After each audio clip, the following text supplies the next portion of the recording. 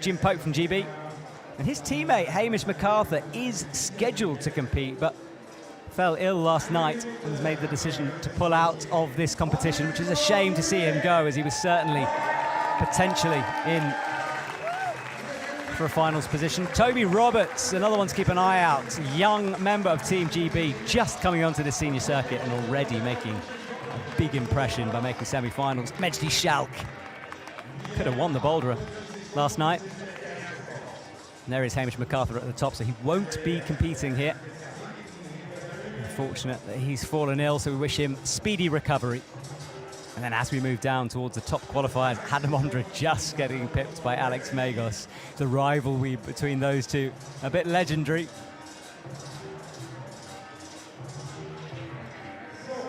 And that is the sun that has been intense all week. So Simon Lorenzi will kick things off for us here in Munich.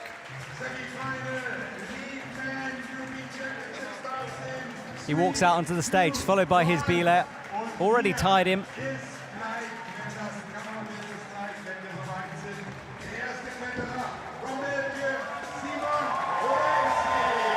Out he goes, getting that liquid chalk into his hands, making sure the grip is solid. He was 23rd in the bouldering here the other day. He's had a pretty up and down lead season so far, outside of semi-finals for the lead during the season, mainly sticking to boulder. And he's such a beast in bouldering. He's climbed one of the hardest outdoor boulders in the world. Big Island sit. You know anything about that, you'll know how difficult that boulder is, how legendary it is. So he's underway. How does the scoring work, you might ask? Well, every hold is numbered. The higher you get, the higher you score. And you can see he's on hold number 9, hold number 10 now, and therefore he gets a score of 10. And there's a slightly different system here from normal on the IFSC circuit. Instead of a plus, we're using a 0.1.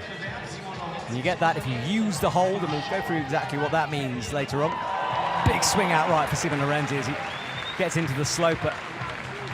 Really completing the first section of this route, the start. Not overly difficult for the athletes, but certainly moves that are going to unsettle them. Big, thuggy pinches. She made quick work of, and now rests on that jug hold. Likely to be one of the only rests on this route unless the athletes can find something in the top section. But until the head wall, the overhang kicks in immediately from this point on.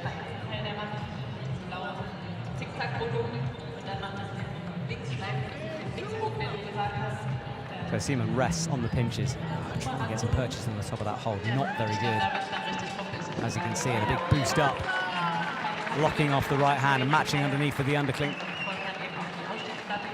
This is the first time we've seen an athlete climbing on the route, so always a chance for us to check out the intricacies of it. And never make an assumption about if the route is too easy or too hard in the first couple of athletes, because the level throughout the field is so high. Simon reaching down low to clip that quick draw. You must clip all of the quick draws on your way up. No free solo action here. Safety is key. And occasionally that does prove tricky for the athletes.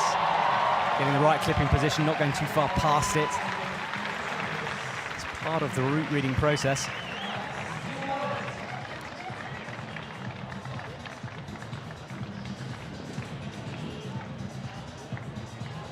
Only 2 points of contact there as he finds another semi-rest, but he won't be able to hang on there for long as he comes around the corner of that volume. About halfway through now. This is as far left as the route goes. High heel hooks, precision needed. He's starting to climb quick. Simon, of course, more of a boulderer. Won't necessarily have the endurance, and you could see he's starting to burn out in the last section of that route. Coming down for a score of 30. He will, of course, be provisional leader at the moment, first athlete out. There's his eyes in the sun, had to work hard there for that. Let's see some replays. So down to the bottom, straightforward climbing from him through those blue and yellow volumes. Oh, big move into that resting jug. Full commitment with a leap out to the right, swinging around. but a good hold for these guys to rest on.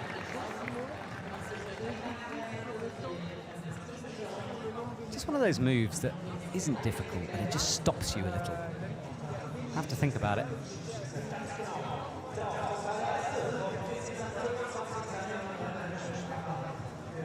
And Thuggy through the middle, he will have enjoyed those moves. Shouldery sequences. Toe hooks up high, and that was the move that sent it back down. So Simon, our lowest qualifier. Good effort from him. Occasionally we do get someone coming out very early on who makes the finals. Tasso Homer in the IFSC circuit has done that a few times, qualified low and then made finals. Right, Milan Preska from Slovenia, he's out.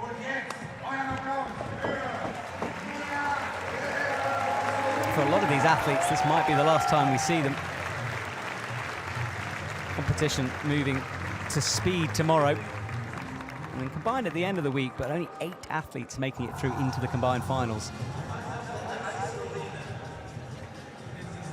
Milan was 22nd in Chamonix, 40 in Briançon, so up and down.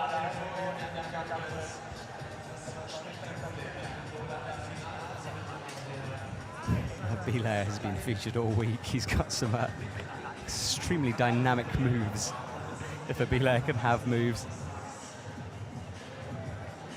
So Preska starts off easy on the pinches, comes up towards that yellow volcano-like volume in the middle.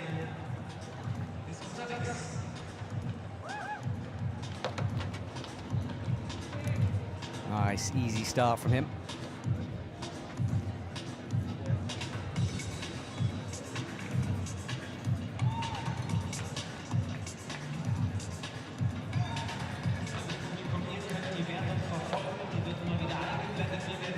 The clock is ticking away on the bottom right. The athletes have 6 minutes to complete a route. Stops them being on the wall forever.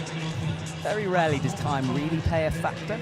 Occasional timeouts during the qualification for some of the athletes here in Munich. Generally, at this point, the athletes are good at managing the time, but these routes are long, as I said at the beginning, and especially in the women's yesterday. We saw potentially some timeout moments, but we fell before that.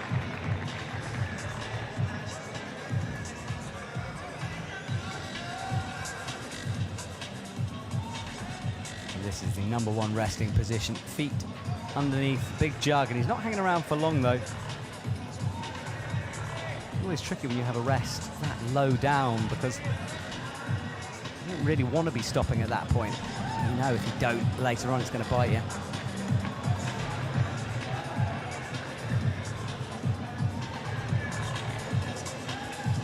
If you agree with me, some really stunning looking routes on this lead wall. It's such a wide wall, and because we're having individual finals and semi-finals, it means that the route setters can use the full width of it.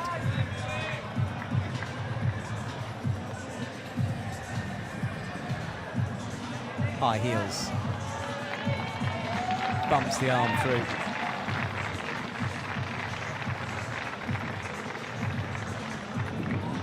Now, part of that Slovenian team, which does have a lot of depth to it. Great to see Jerne Kruger back yesterday in the boulder. Certainly one of my favourites to watch perform, because it is a performance with Jerne. No podium for him last night, but just good to see him back. So Luca gets a high heel, 2 heels in fact. Camera pans round. It's lovely shots from the production team here, really showing off all of the holes the athletes have to use. Those quick draws have been extended, they've been lengthened because of the size of this roof. If they were short, then the rope he's clipping into them will get tangled up and create a lot of rope drag as it rubs against the wall surface, so they extend it, eliminating that rope drag as much as possible. It's the last thing as an athlete you want, is the rope pulling you down as well as gravity.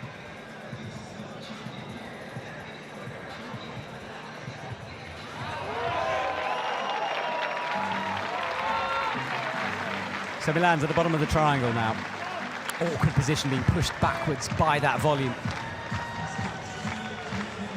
Matching the slopers though, and although it looks fairly restful on your TV screens, you'll be fighting to stay in that position.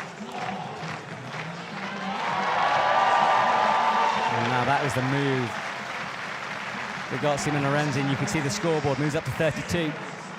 Oh, and then slips coming through, and that initial crux is going to be the sticking point for quite a few of these athletes as we move up the rankings. There's usually a bit of a bottleneck that develops in these lead routes, the first crux. There'll be a few of them. Good work from Milan Presca. That's the pinch, the thumb, making such a difference to grip. Rolls through onto the slopey side of the volume, and again, that thumb allowing a little bit more purchase than there would be without.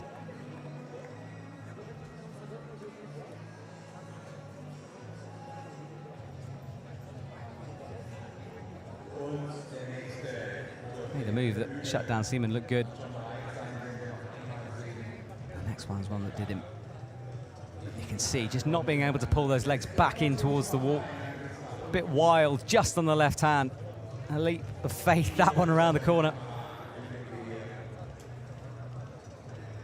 Perhaps mistimed slightly through that moment.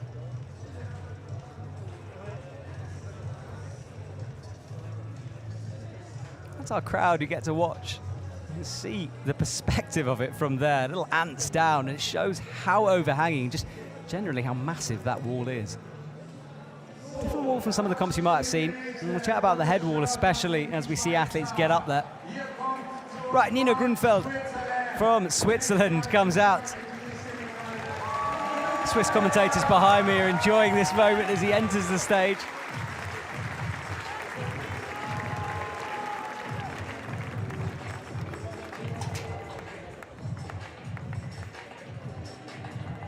About 40 seconds to have another look out the wall.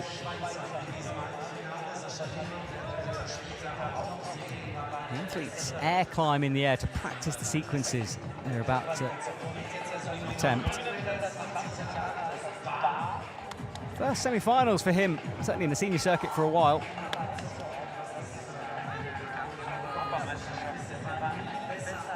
Top 50 finishes in recent comps.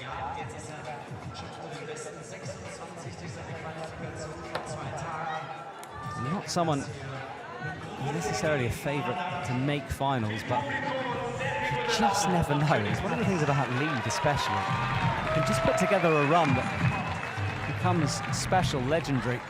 Suddenly you find yourself in the finals, and we've seen throughout the IFSC circuit more and more first-timers in finals.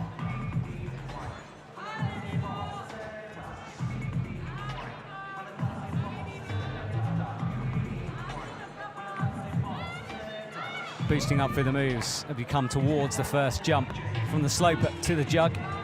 And the jug hold is, well, if you imagine a jug that you pour water from perhaps, and if you hold on to it, you can wrap all your fingers over the edge, and that's what he's trying to do. Catches it one-armed.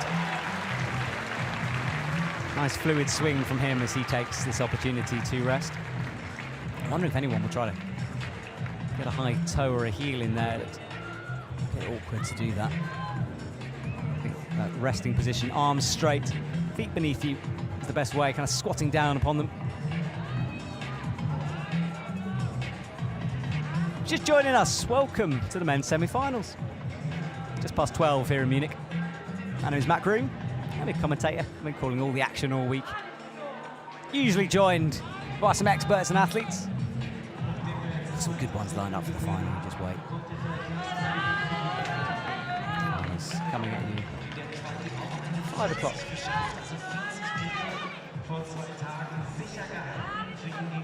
4 o'clock. Women's bowl the final. 6:45. Men's lead final.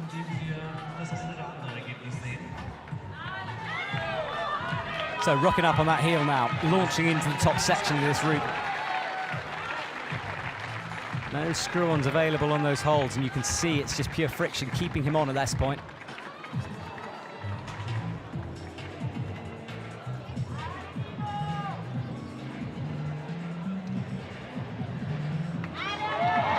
And an early fall from Nino. Just didn't work his feet up quite high enough, and therefore on those pinches couldn't manage to make them work in the way he would have liked.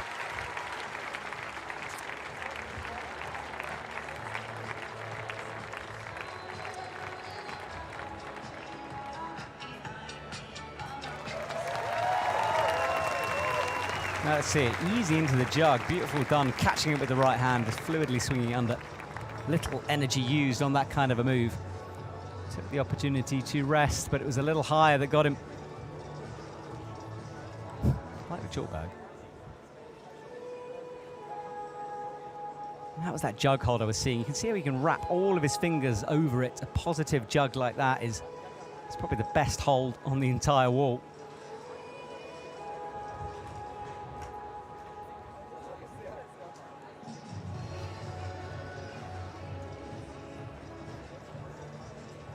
Coming out onto the pinches. Slow motion, always making it look slightly less accurate than it is. Hard to directly and immediately hit that hold.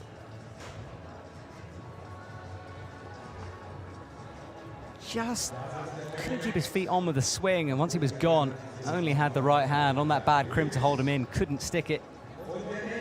An early fall from him, but he's down in third, of course. Not many athletes competed. Luca Presca still up there. I'm sorry, Milan Presca. Who's Luca Presca? Twin brother. Nicolas Colin comes out.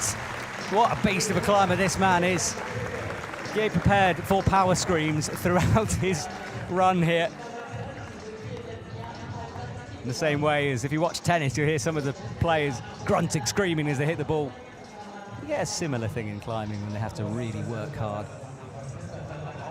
I don't know what I'm talking about. Google Adam Ondra. Probably the king of power screams. So Nicolas Colin from Belgium is underway. Just needs to not overgrip through this bottom part. Bumping the hand, double left.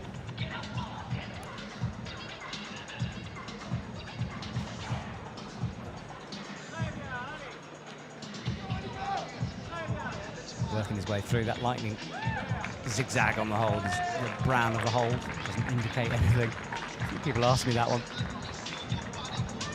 So crossing through, and looks like he's trying to do this almost statically, this move. He can now swing the legs, drop back down and kick over towards it, which he does. Oh, but made a big mistake going. I'm not sure if he got tangled up. Can't certainly get this swing. He will be able to rest, but you can see how much more effort that took from him. A slight hesitation before the jump. Just shows these moves that we watch athlete after athlete make it look easy. Can be the opposite of that when it comes down to it.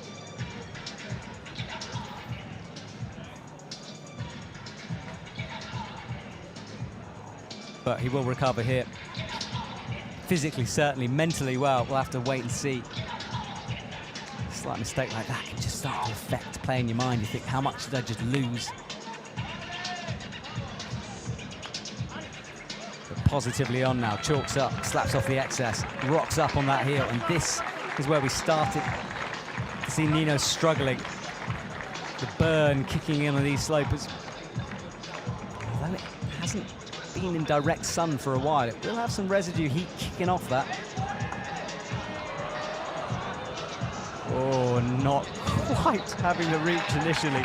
And again, just a bit energy sapping, having to lock that right hand and that right arm longer than he'd want.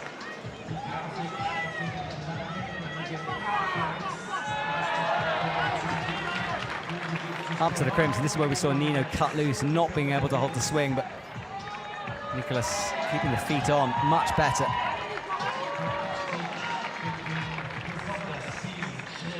Heel toe jammed in underneath.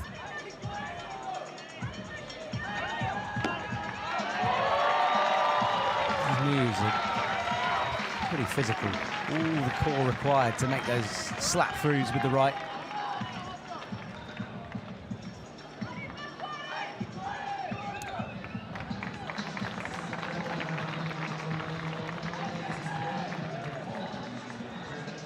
So shaking out as he goes horizontal on our wall, and great angle to show the overhang as our camera pans around behind him. Breathing hard here as he reaches the far left side of this lead section.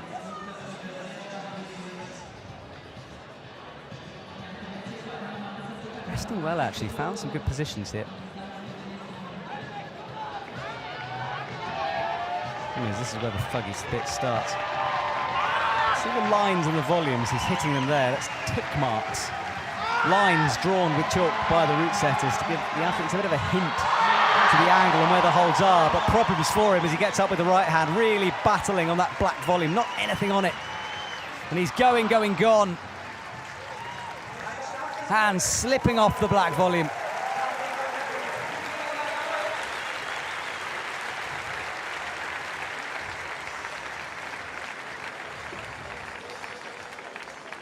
Suddenly kicked into gear then. The pump can get you like that. You can feel like you're fine and then all at once it washes over you. It becomes an absolute battle to stay on the wall. This was his initial move. So yeah, just a hesitation, swinging. Went for it and just thought better of it and dropped back down again.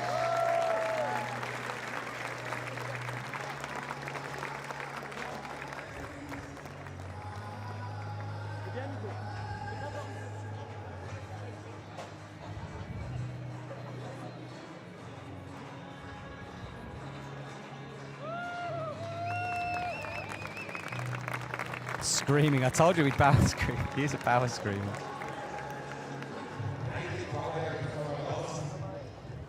Couldn't hear it back here in the commentary box, but I bet the audience close to him got ears full of that scream. Down he came on the black volume.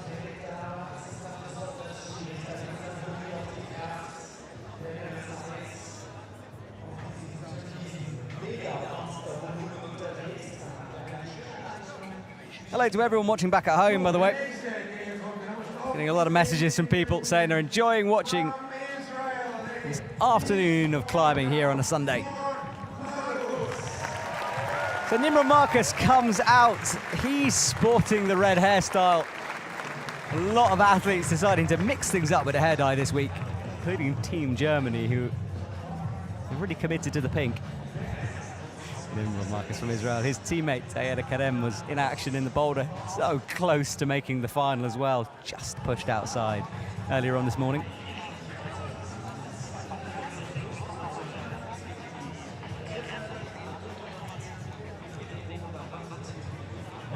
Team Israel's got a few. His teammate Yuval Shemela will be climbing next. I recognise him. Chat about him when he comes up. So bumpy moves down low, as you can see, and there's a screw on behind that blue volume. You can see the amount of chalk the athletes need to use. This route will be cleaned about halfway through. Tricky one to clean, actually. Extend quick draws. Blocked crimps, as you can see, and hanging off with one hand. What a flex to get that in. But now needs to drive some momentum. It's quite far out from the wall. Commits to the full jump.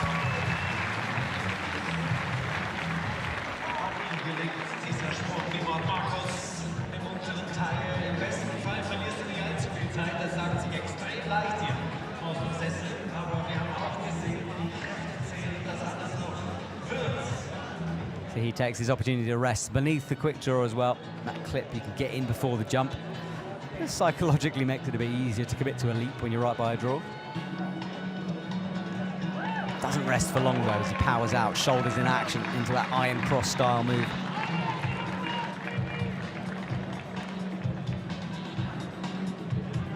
That slope looking worse every time I see it on the camera.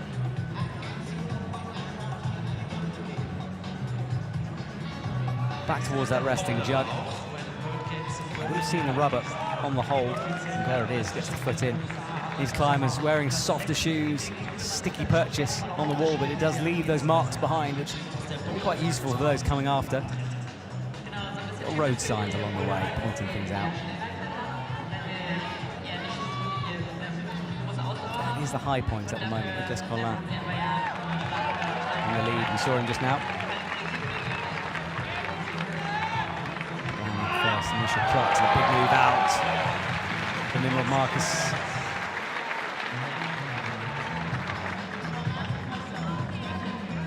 Interesting tape on his left shoe.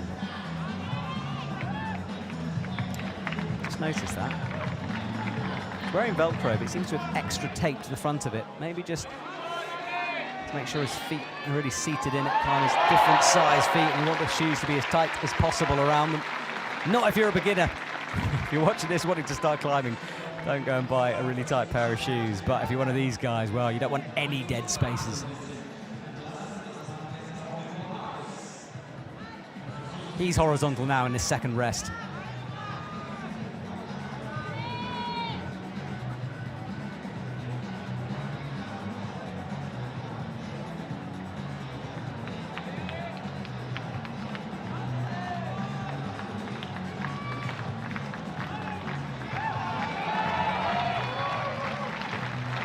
He's around the edge of the volume, reaching up with the right, bumping it twice again. Nice precision on those tick marks, hitting the point exactly as he brings his left in, and this is where things really ramp up again. You can see the pump as he loses the feet and swings on the black volume. Moves into third position. We'll need to use this hold to get the point one.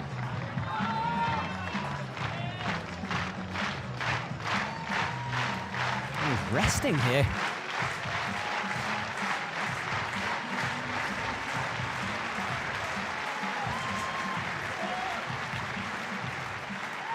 Swings out, that will be the point one.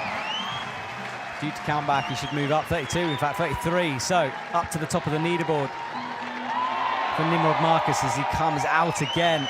Completely horizontal on the wall, heel and toe in action on the left. But cutting loose and swinging. Just been told, by the way, that the tape on Nimrod's shoe is to protect the toe rubber on the top from peeling and being worse to the toe hook. So perhaps a little bit of a flap on the top rubber that's flicked up, and he's just taping it down. Laura Rogera has her laces wrapped around underneath the shoes when she climbs. I always think that must be a bit slippy, but hers is right in the middle of the shoe, so underneath the instep. As Nimrod's is on the end, might have been an emergency fix. You can see that tape there. Not by the toe box of his shoe, so if he's standing on the tiptoes or down by the end of his toe, it shouldn't really affect him, but I would imagine not an ideal situation for him. Or maybe it's his style. I'll ask him later. So the slap out right sent him down, spinning through, waving to the audience.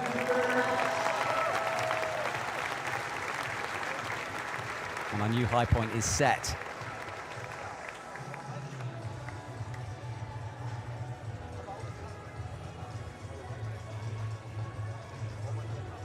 Bouldering ball in the background, now stripped of the women's semi-final route. That'll be reset later on, but we don't want the athletes to see the final problems. I do have an email, though, that was sent to me showing me the final problems, and they look pretty special. So, look, if you're planning an evening going out, don't do that. Make sure you stay here and watch it with me. Yuval Shemela comes out onto the screen. What a man he is. Ninja Warrior winner and a big celebrity throughout the world, but especially in Israel.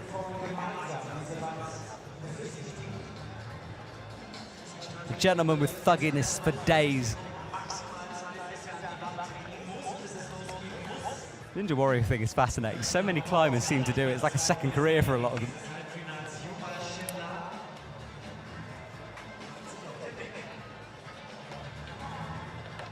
He gets underway. Quickly through. Now, he's one of those climbers who can burn out a little bit. So he needs to be precise with his moves. First time from him, if possible. Look how bad that left crimp is. Blocked. It's got a little bit of a lip on it. You can see how hard it is there when he gets his toe in.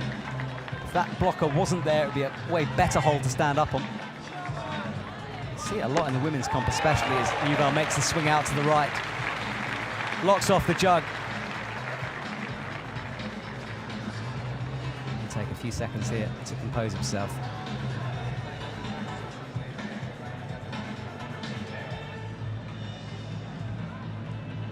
Trying to get rid of some of that pump in his arms, built up by lactic acid. It was Hannah Schubert, my co-commentator, who described it as... That was Sophia Yokoyama who said it's the body's rubbish building up in the arms. And you want to get that rubbish out. It's a good way of thinking about it. Not much of a rest for Yuval.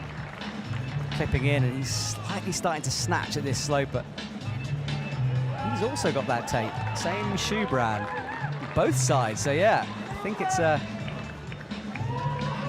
about that toe patch flicking up. The toe hooks now the athletes have to put in is so intense. It's really changed as modern route setting comes in, and you don't want flappy rubber when you're doing something like that. Great toe hook from him. Feet arching as he finds the pressure on it. Grabs the quick draw then. You're not allowed to wait the quick draw. You can't pull on it, but you can touch it, keep it swinging. And especially when they're long like this, they can be quite awkward to clip. And often you'll see athletes start the swing so they can grab it at the right moment.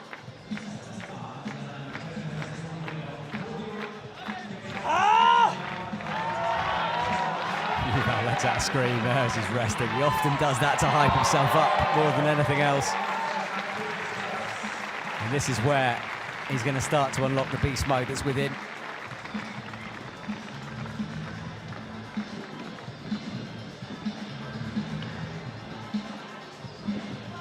Keeping the pressure on those toes, adjusted it.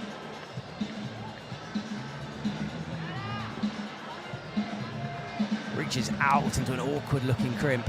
It really gives you an idea of how overhanging this sequence is. He's literally sideways on this wall. Look at that grouping of the athletes.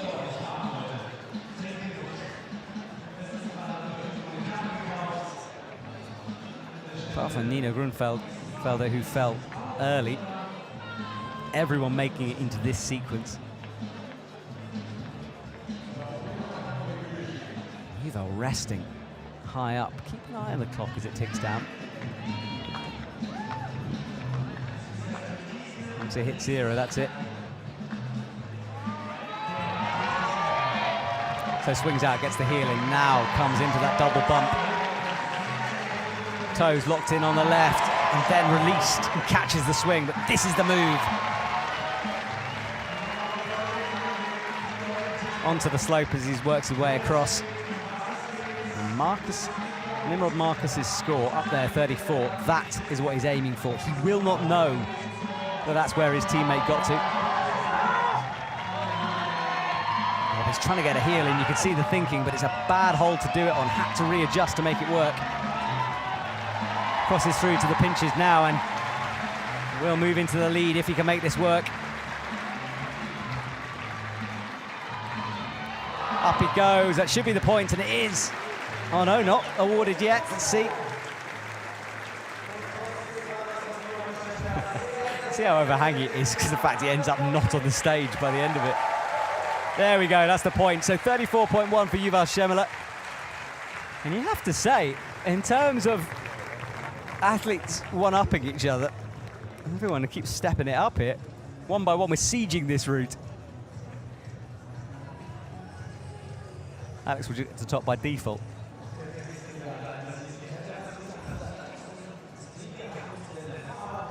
And that was getting the quick draw swinging, which I mentioned. And you can see, because he's far away from it, he can't quite reach it. And he wanted to swing it even more, but he can only get fingertips on it. Because once he started that swing, obviously it's going to come back towards him easier.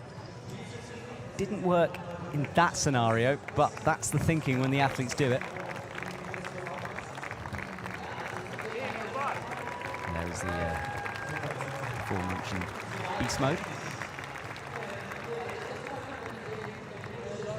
Had to commit to the swing eventually, wanted to do it statically, trying to get the feet worked across, but couldn't make it work.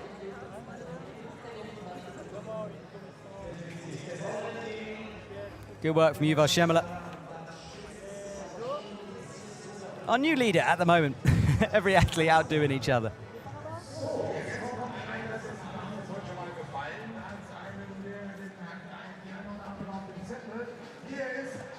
Now Sam Avezou comes out, and this young man is worth keeping an eye on. He's 21, from Team France, second in the boulder comp last night.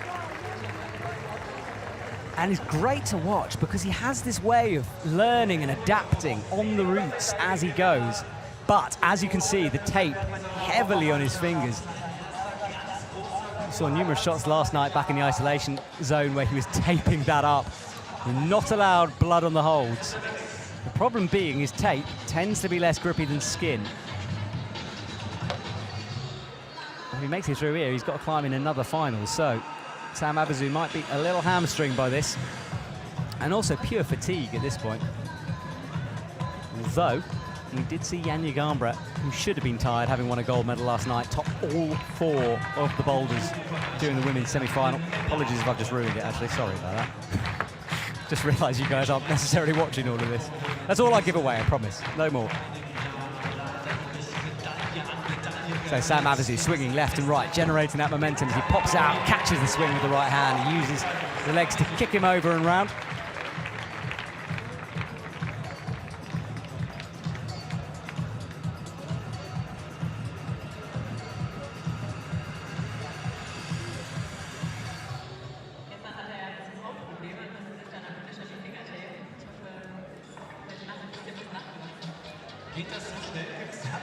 So Sam blending into the blue of the holds, part of this enormously talented Team France. Manon Healy last night, his teammate.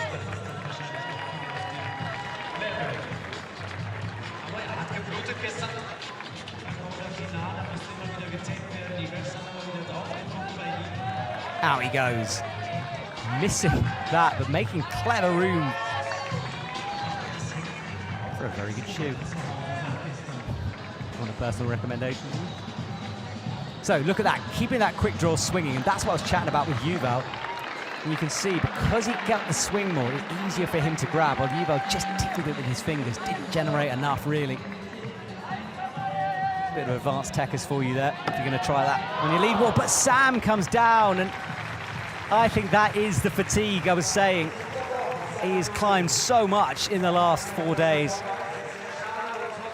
Just burning out eventually for Sam Abazu. He will leave Munich, though, with a silver medal. I think that he'll be happy with his performance over the last couple of days.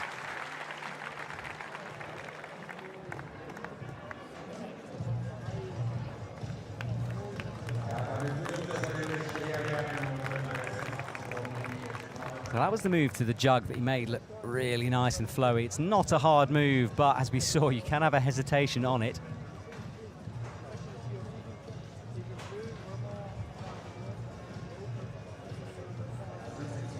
Adjusting, look how small the margins are. And those are the taped fingers, and it just doesn't give you the best grip. It wasn't the left hand. Oh, his right hand is taped as well. Everything's taped for Sam Abazu.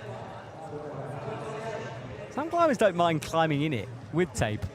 Personally, I can't stand it. It just feels like you're climbing in latex gloves or something. You just roll off some of the holds, but it's what they have to deal with, especially in long, multi-discipline comps like this. Hannes van Dyssen from Belgium is out. Entering that curtain, I mean, the smile in his face says it all. I cannot imagine what that must feel like. Because you come from that backstage area that's cool and quiet, the athletes kind of respectfully keeping chat talk fairly minimal, and then you come out to the crowd and the DJ and you realise what you're climbing in front of. As he swats away a wasp there. We saw a wasp-like incident last night, actually. It was Sam, actually. We've just seen climb, had a wasp buzzing around his head during the boulder comp. Don't want to be stung, do you, while you're trying to win a silver medal? So Hannes gets going. Everyone being stumped around that crux section.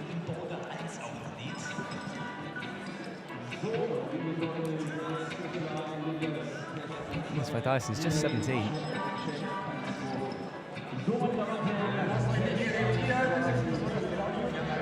Pretty good season in the youth chaps, though. The Continental chaps, he was 41st, but then in World Games in Birmingham, he was 7th for boulder. He's got that power to rely on if he wants it. You can see a bit of that in action there as he kicks the swing. Out he goes, and a big swing to the right, but holding it nicely. Not quite as fluid as we've seen, but enough.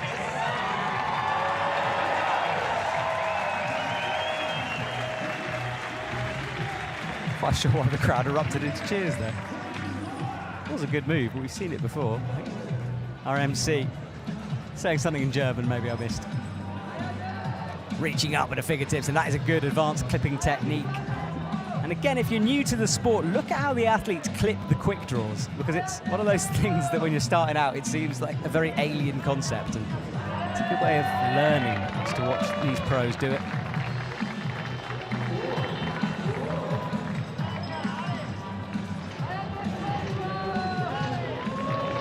Look at that shake with the right hand,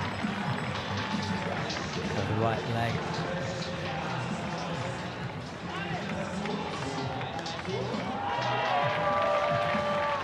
So good climbing so far, but as I say, it's slight snatch on that quick draw, and you can see it's not panic, but it's that moment where you know your fingers are uncurling, you're trying to get the clip draw, and the pump is kicking in. There's just a lot going on in that moment.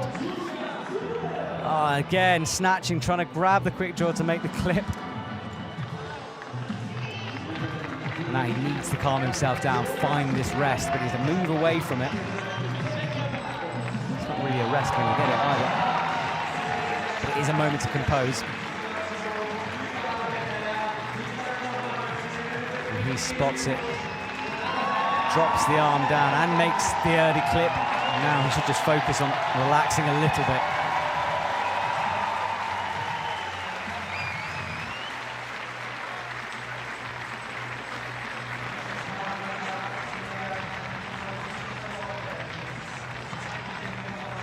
So he hangs in space. Shaking the hand out, chalking out between holds, and some athletes count the amount of chalks that they do. 5 on 1 perhaps, and then you can move on. Others a bit more instinctual with it. He is breathing hard here, I think starting to redline.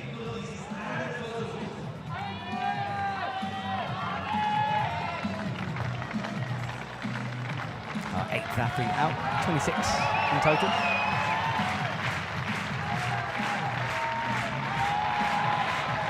Up he comes to the slopers, locks in the left heel, turns the right heel into a toe.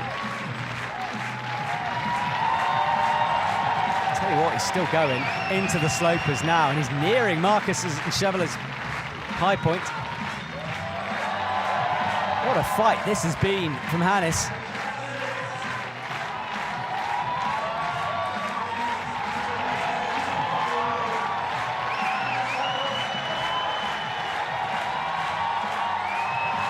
Gets the toe up, crosses through, and does move into the lead.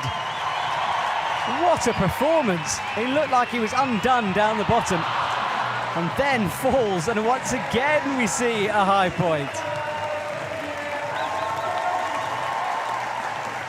Hannes van Duysen gets the high point, moves into the lead, touches the bike on the way down, and should be pretty happy with that performance. He really looked like he was in trouble about the midway point.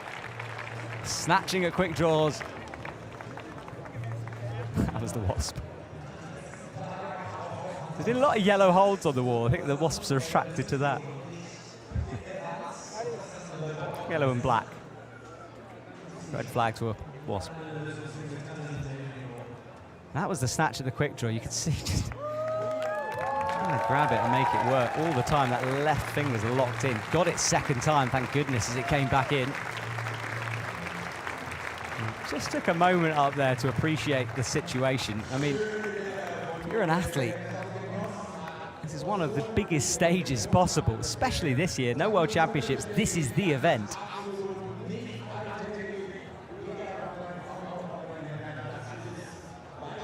So good performance from him, head in hands though as he comes down. I think he might have thought he had some more in the tank, but that was impressive stuff.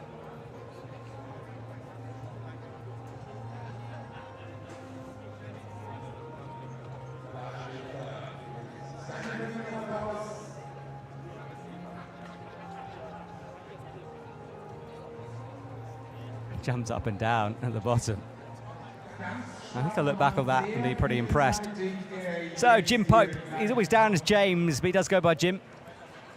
He's having a brilliant competition at the moment. Made this semi-finals way up there. First member of Team GB to come out. As I said at the beginning, if you're waiting for Hamish MacArthur, his teammate, you won't be seeing him this afternoon. Fell ill last night. Made the decision to withdraw, so a shame for him, because he's someone who could have made finals here. There will be other comps though, he's young. So Jim gets going, this technical master of a climber, legendary for his gritstone antics. Gritstone, a rock very prevalent up by Manchester, Sheffield, where he trains and climbs. And he's done some terrifying stuff on the grit. He was my inspiration when I started climbing, watching him do routes at 12. That was my lifetime goals. So very experienced and a very good comp climber as he gets going. 3 quick draws clipped.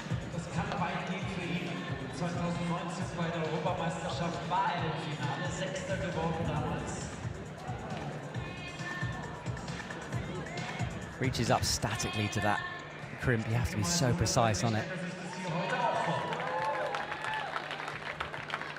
Hanging on that jug, and this is a move he'll like.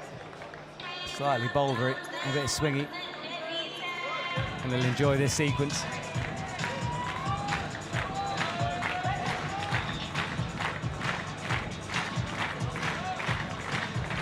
Jumps out, hits it with both hands on. Everyone else is committed fully to the jug. I was wondering when someone might try that. It's certainly the safer way to do that move. Jim has a look at his hands.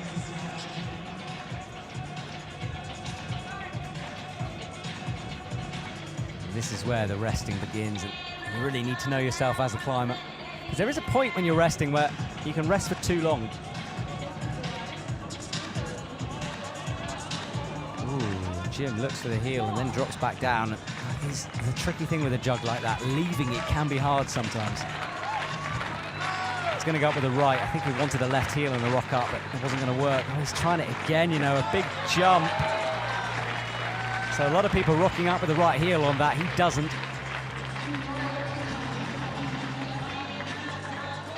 Up to the slopers. That might have taken a bit out of Jim. Because now he needs to do a similar move, swinging out, which he does. Out to the pinch on the blue volume.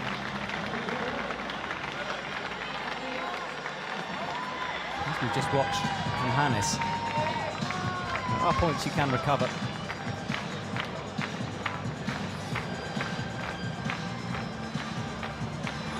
Jim with a knee bar. Looks very awkward, but might have recovered something then in that move, but releasing it's hard and it is difficult, and he goes out of your camera shot down to the ground. Seemed like a better idea than I think it was, that knee bar. Interesting to see if someone else can make that work better than he did. This was down low on the crimps, came up. Nice static this moves, kept one hand on the jug, one hand on the black. Here we go. Instead of just jumping, he held on with the left and then committed afterwards, a little bump. Held on longer than the others. Nothing wrong with that. And this is this knee bar. And you can see, I think he swapped knees as well, trying to get it underneath. The idea of a knee bar just takes some pressure off your arms, and when used correctly, they can be a complete game changer. You can completely recover, you can recover off them.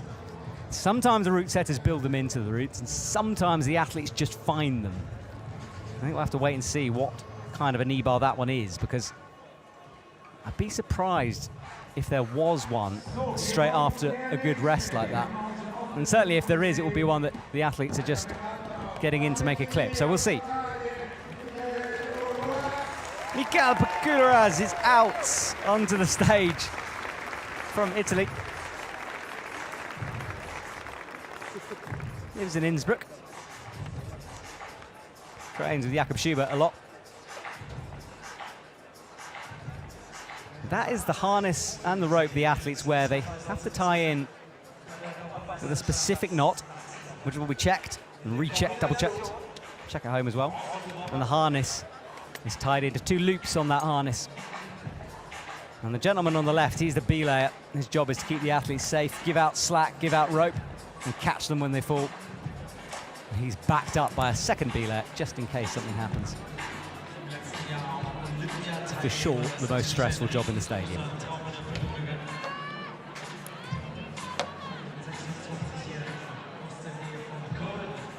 So Mikel comes up easily into the crimps.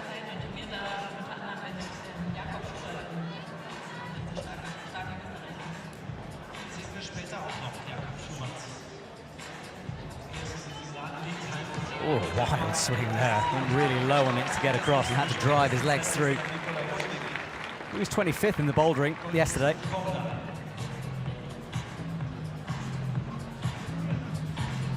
Last lead comp, 29th in Briançon. So it hasn't been in touch in terms of finals for a while.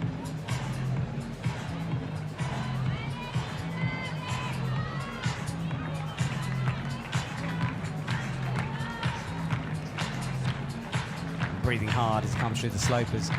Physical sequences and these cut looses that you see the athletes do. Don't be fooled by the fact they're doing these moves slowly. And therefore, it's less energy. It's usually the opposite. If you have to do a move that controlled, all of your muscles are tensed.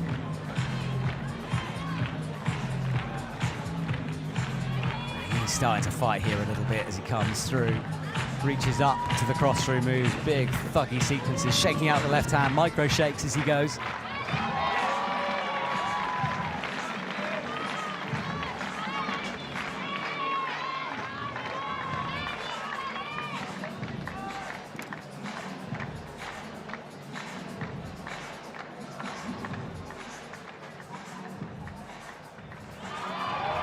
Catches the swing though, and now he's in this rest where he'll be able to chill out for a second hit.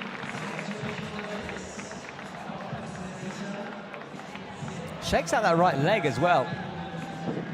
Things can get pumped in the leg, and if you ever climb a particularly nasty slab with small holds, calf pump is a real thing. And your leg cramping up at a route, there's not a lot you can do about that. It tends to be the end of the story at that point.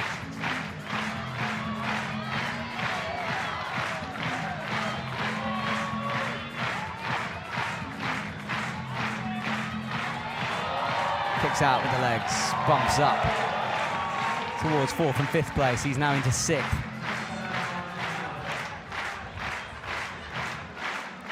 Catches the undercling, but this is the sequence, isn't it? Bump, bump, high heel. It's looking good at the moment. There's Van Duysen's high point, 36.1. Little micro shake as he comes into that pinch again. Thumbs pressing, keeping the heel on for a long time as he flicks the toe down the volume. In control on this move. Good work from Mikel. Finally falls up there. 2 minutes 47 left to go for him. It won't be first place. Slots into second with a 35. Remember, each hold is numbered. Higher you get, the higher the score. Simpler to understand than boulder, which takes a bit of explaining. And that was the wild swing he got. It was a good recovery, actually. Just that bicycle he did in the air just gave him a little reach in terms of momentum.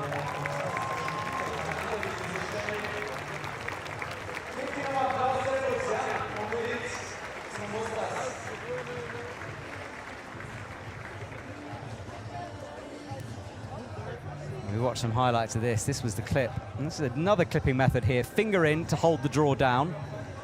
Fingers to flick it through. And although it looks in slow motion like he's weighting it, he's not.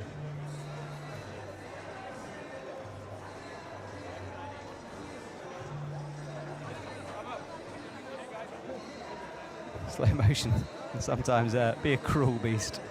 Anna Schubert was saying when we watch Oriane blowing air out through her cheeks that what you think's the work of a second on slow motion is a couple of seconds that it can produce funny results.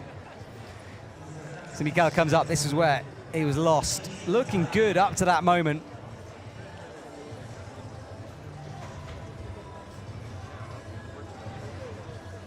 Right, as our camera rotates from the beautiful ceiling of that building to a beautiful legend, Jörg Verhoeven. What a man he is. He was in the circuit, he was out the circuit, he came back. Works in Innsbruck a lot of that enormous Kai Gym as a route setter, so he knows the tricks of the trade. He's got endurance for days. Love watching him climb. So Jorg Verhoeven from the Netherlands in the European champs. Let's see what he can do, because he will spot these tricks. That knee bar, for example, maybe he'll see that. He'll have set a few over his time.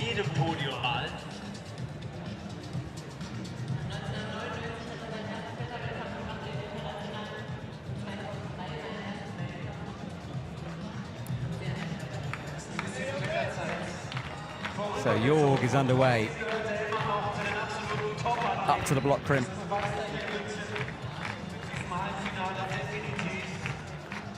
And out to the dish, which you can see is starting to get really dirty now. Coming up towards the cleaning break. Not for a bit though.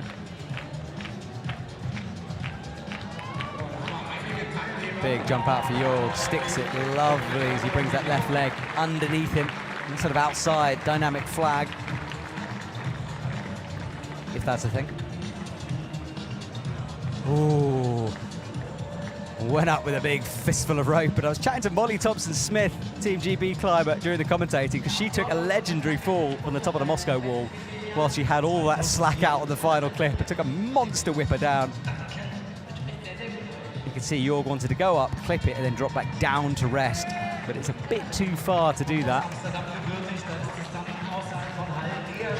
It would have taken a bit of energy, that, as he had to drop down onto the arm again, and he's not spotted the right heel either, kicking out left this time from Jorg.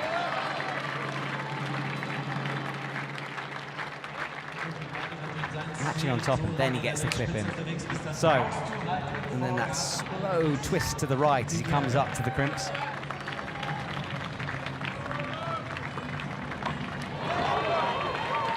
Bump and a snatch into the volume. He's left himself room for the heel if he wants it. And now drops back down. Interesting. Then gets the heel locked in and will start to move left.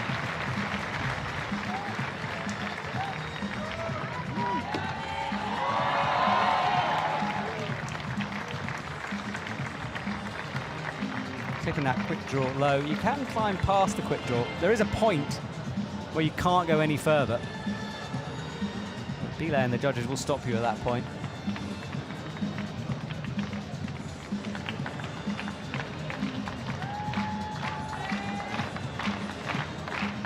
Breathing heavy as he faces the wall. The way these camera angles are done, you can see all the moments for the athletes they might want to stay hidden.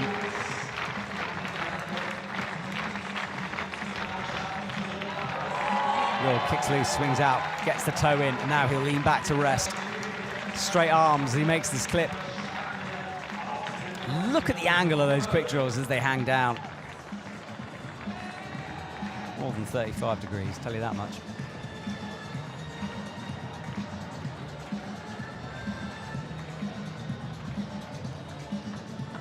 Still no one's done the Jimbo knee bar. I want to see someone use it now. I want to see if it's possible.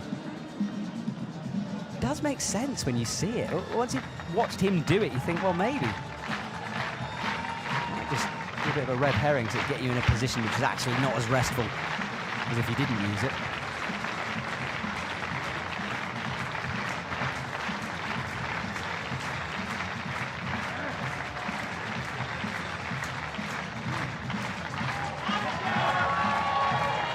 So out he comes with the right heel and the toe pressing against the wall, bumps that left hand, slaps up with the right. A sequence very similar for all the athletes to this point.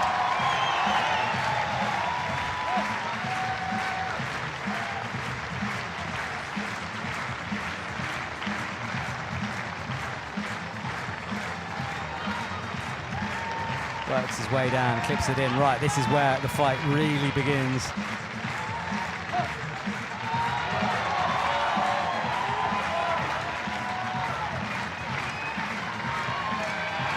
Comes underneath. Look at that right hand on nothing.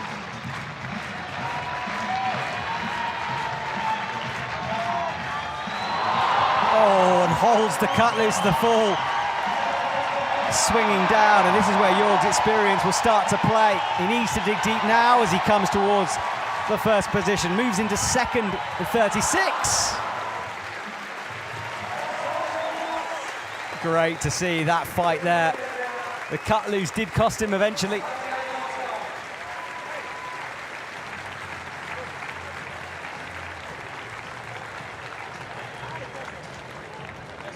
So Jorg's comp is done. This was the move out, which looks so good in slow motion, doesn't it? Dropping that left leg under and round to stop the swing.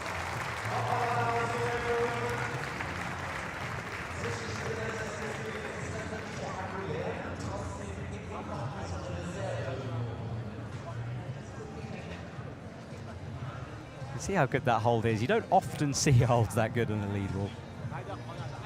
It's pretty much the only opportunity for them to rest. And this was a sequence he kind of adjusted a few times. So he left room, then decided to take it with the hand, cupping the corner of that hold.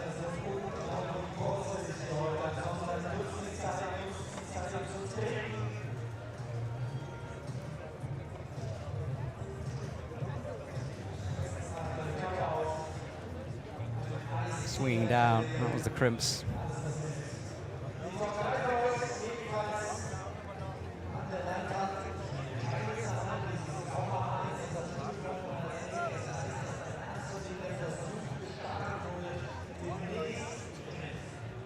So next athlete, Team France, has another, and he's a young man with a lot of potential. Paul Jemft comes out.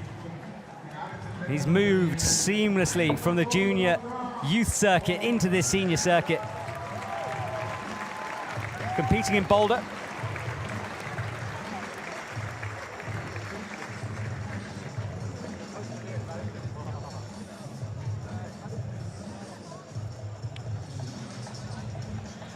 He's just 19 and already one of the best in the world.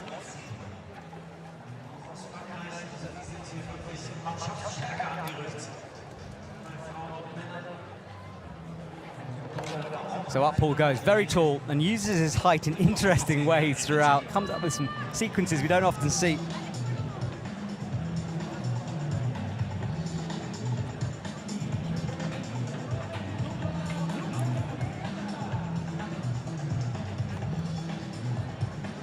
Interesting to see, because I think the rest, the second rest, the horizontal one, could be a good position for him. We'll be able to stretch out into it. We'll see.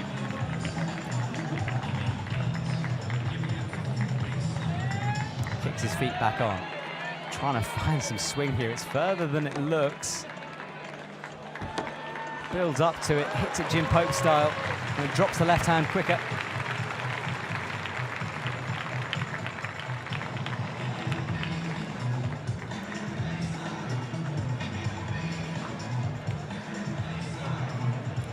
Oh, reaches up high. Now, that was the move that Jorg Verhoeven tried, but didn't have the reach. And as I said, Paul Jemft finds interesting ways to use his height, and that is a good example of it.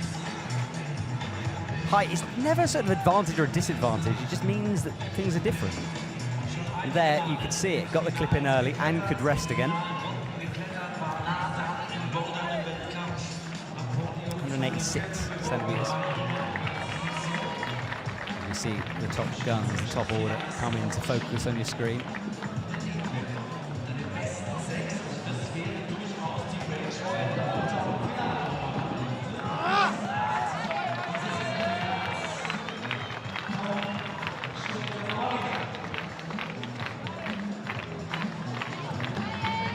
Reaches through, slapping into the volume.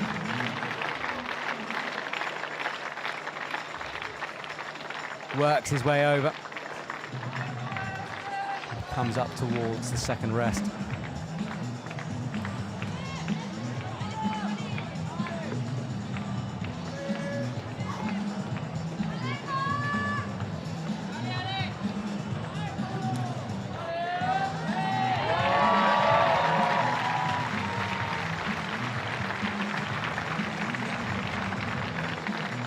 Now he's in this rest.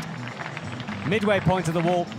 And he's looking to stack a knee bar there. That is something that I've seen occasionally. He's going to do it. So his right foot is pressing against his other leg, and it creates a double knee bar. look at that for a move. I'm not ever sure how restful it really is, but it's something that I've only seen athletes use and utilize fairly recently.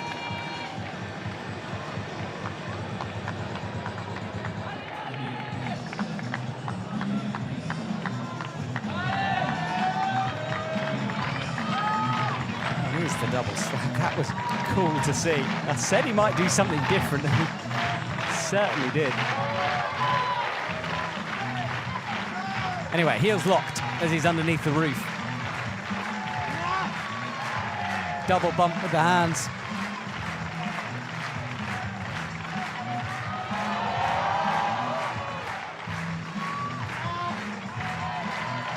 Out towards Nicholas Collin and Milan Preska's score. Volley looked to be a very difficult move when we first saw it, but most athletes making it look pretty simple now.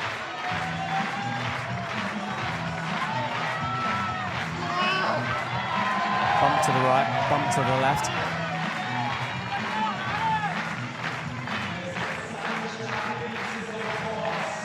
And grabbing at the rope a little bit. He's just biting it in order to pull out more, but you could see how close that was. Nearly dropped the clip. Oh, tried to get the heel in, sort of side heeling that move. And you could see the desperation build there for Paul Jempt. Straight into the sun as well. Although the sun isn't on the wall, it's hot. Look at that effort he put in through the top. Desperation heels at the end. Nice early swing. Fairly static as you'd expect from him. Drops down.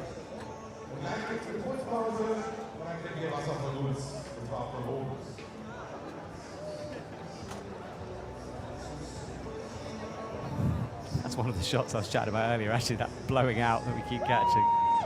And then had to really set up and launch upwards. And this was the kind of side heel. Trying to get something on, that left hand exploded as his legs rotated through.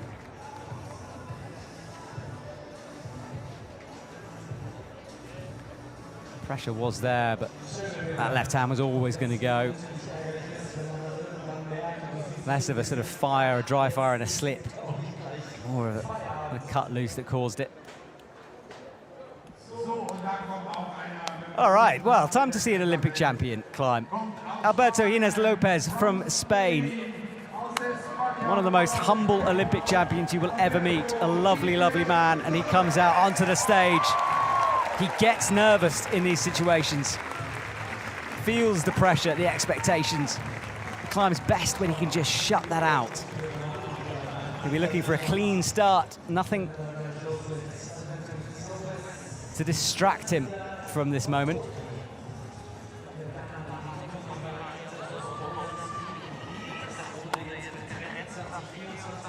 So Alberto is underway. Nice to see him back on the scene. When he won that Olympic gold, he did every single comp possible. Most athletes left to go to Tokyo or to have a rest. Alberto's tactic was just to keep climbing, and it worked. Gold medal for him. I think I'm right in saying Spain's youngest gold medalist as well. A man I'm rooting for sure. To be honest, I'm rooting for everyone at this point.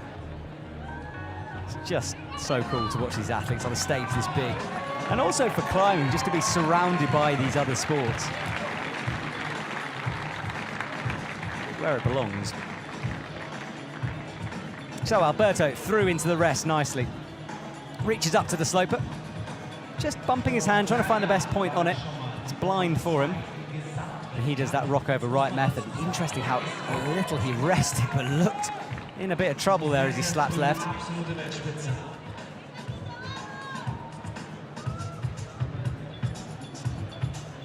Different style there. Slept left meant he got a little higher on it and then didn't use the slow rotation into the foot on the yellow sloper. Straight away to the heel. So looking good at the moment. Breathing heavy as he comes up.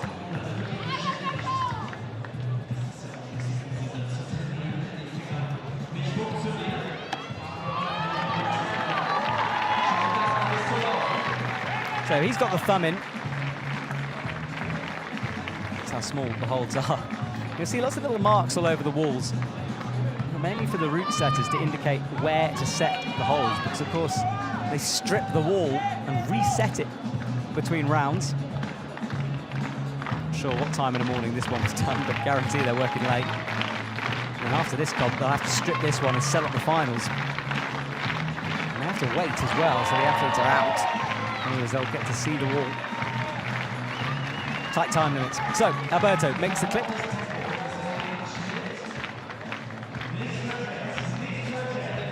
See what kind of form he's in from now on. It's pure determination to get through the sequence.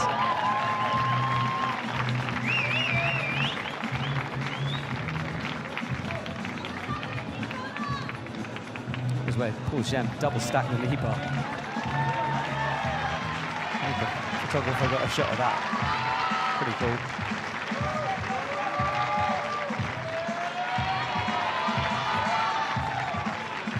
So he makes the clip. Let's see how much power he's got left. He's in 10th at the moment. He needs to go towards 36 to move up into the lead. Gupping, working his hands through, and this is where Paul got all out of shape with the heels. Good clip though. Nice from Alberto, but you've got to work out how to release this. He's using the toe to try to steady himself in as he releases the heel, then drags the toe down. And it's amazing the difference that makes to stop the swing. Just any rubber you can get. Cuts loose now. And look at this from Alberto. Strong climbing, still looking like he's got stuff to give.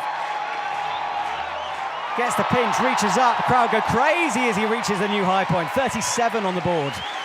And we now get to see the next part, the final section of this route. He's got through that endurance part. And now the small holds start to show themselves. The Olympic champion in first position on the crimps. Clips low, drops that right drop knee down. And that's the head wall. Swings the reg and holds now. Alberto, powerful performance. Again a drop knee, drops into the crimp, can't make the move, but that is a statement from the Olympic champion as he comes down. Remember, we're looking for 6 athletes to go into the final. Oh, takes out the judges. It's a wrecking ball. So these are the moves. Are super tight shots showing all of the action as he eyes up the jug. Takes a swing over to it. Kicks with the left foot. Not a lot going on though with that left foot. You've got to be precise with the smear.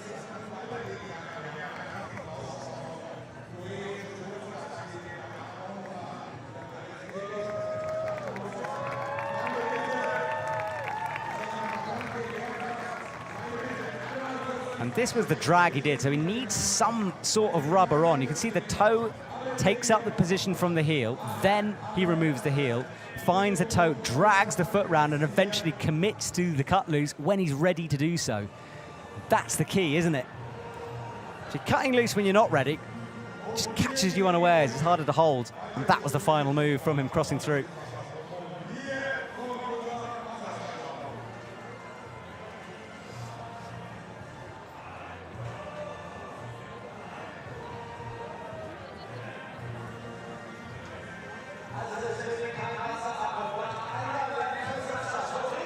So great from Alberto Hines Lopez, and now we have a small pause in proceeding as we watch these replays because it's cleaning time on the wall, halfway through the semi-final.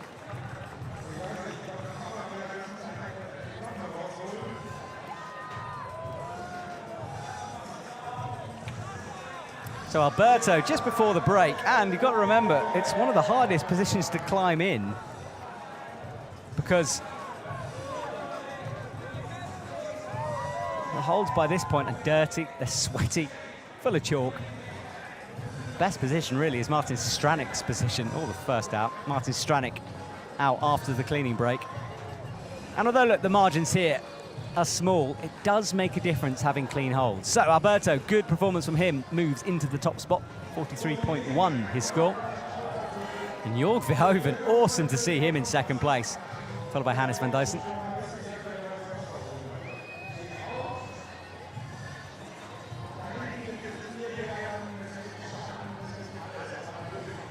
So that's our scoreboard as we move down towards Nino, who is the lowest faller with an early slip. Unlucky from him. So I said 6 athletes, waiting for 8 athletes. Too many comps going on at the same time. So we're looking for our top 8. That is the architecture that surrounds us here in the centre of Munich. Well, I'll let you enjoy these shots while we have a quick break. Don't go anywhere. Second half of the comp coming soon.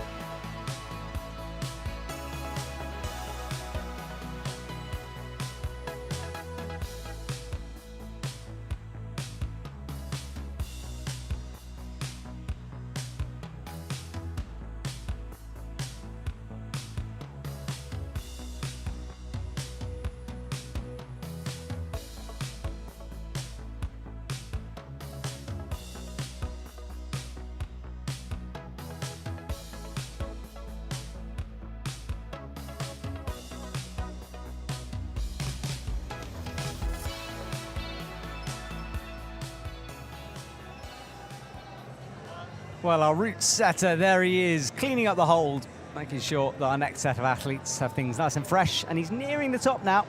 Of course, they only need to climb as far as the athlete gets. And Alberto Hines Lopez just underneath the top head wall for him. That was his high point. That's our crowd, a lovely party-like atmosphere here in the stadium. There's a section of grass down there that people are having picnics on. And then they're gathering towards the front of the stage, hugging the shade, as you can see. There's a bit to be had on the left by the second boulder wall. As I said before, we're right in the middle of Munich here, and you can hear the noise as you approach the stadium. Really exciting. With all the photographers, media people, there's just so many moving parts to this competition here. And of course the other sports. I hope you've managed to catch some of the other action that's going on. Biking, rowing, running. Running? Is that running? I don't know. I'm mainly concentrating on the climbing, to be honest. Did watch some BMX the other day. Enjoyed that. Up on the hill. Someone sent me an ice cream. I think it's boiling up there. So we're in the lead semi-finals for the men. It's basically a flip in terms of gender from yesterday's schedule. Yesterday, the women were in action on the lead wall. The men were doing some bouldering. Other way around this time. And as you can see, the wall has been cleared. We are ready for our next climber. And it is Martin Stranik who comes out. Adam Ondra's teammate. And a real master on the circuit. From the Czech Republic, Martin Stranik. Martin Stranik is out.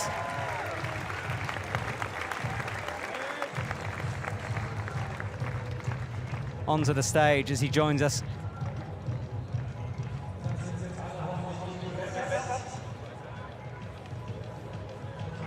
So Martin Stranik underway nice and quickly through the bottom part of this route.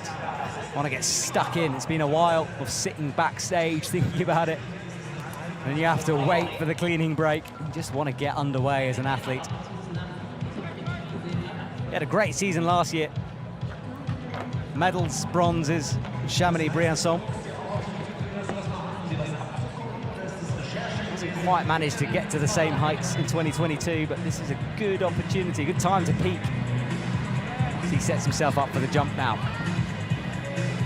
Back in action. Full commitment for the jump, no staticking around on that thing, just jumped out sideways, grabbed it. And now he'll rest. Good early work from Martin Stranik here. Not a foot wrong at the moment. And he does have that potential, doesn't he? It's like, will this be the moment that Martin has another Chamonix-Briançon moment? Up to the slope, his thumbs engaged. He's one of those climbers who claims he doesn't have the best endurance, has to climb quite quickly, but really convinced by that. You can see the thumb there, scraped away. There's a little bit more friction to be had, perhaps, with that thumb. It's a dual text or no text surface, that hole. So slippery to hold on to.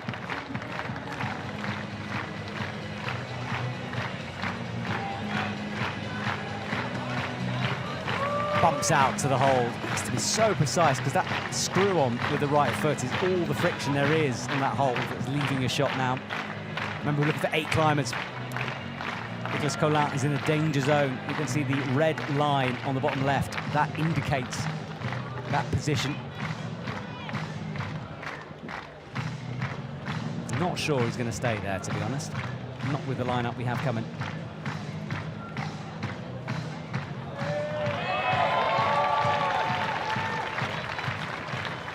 So Martin rests.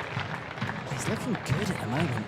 So little energy expended through the first part of the route. Still can't. I mean, look at that. That's the double stack knee bar that Paul Jeb's got. That man has long legs in order to get that in. So Martin shakes out. That's all it is for a rest. I mean, it's a terrible rest, isn't it? For mere mortals, this would be a desperate position to be in, but these pros making it work. And Martin controlling his breathing. Waiting for the moment to launch left, because he can't stop after this. Technical toes and heels required.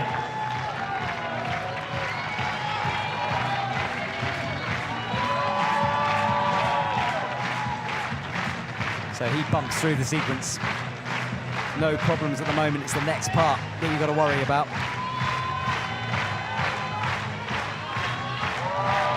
Bumps up to the first sloper. Gets a toe locked in underneath.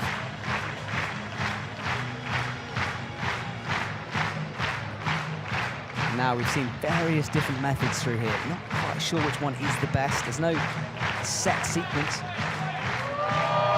Sometimes it's really apparent which is the right way. He decides for the toe, then flicks into the heel. But he's got to work out how to release that heel.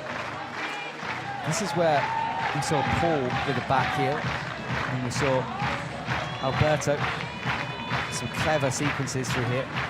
He's just dragging that foot down. You can see how awkward it is then he releases the cut loose when he wants to.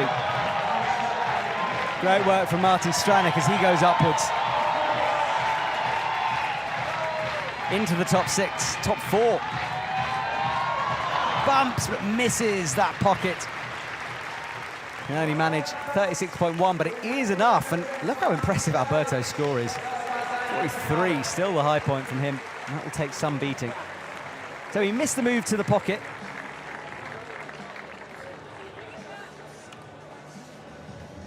Let's watch this. This was down low, and throughout the bottom sequence, it was perfect from Martin Stranek.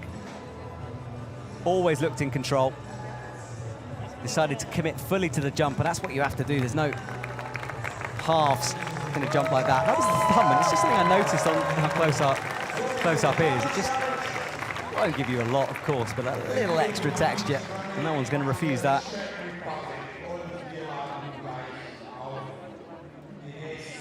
This was the move that he used to release the toe hook, so he almost hooked his own fingers. Had to get set and then dragged that toe down before the jump out, missing the pocket.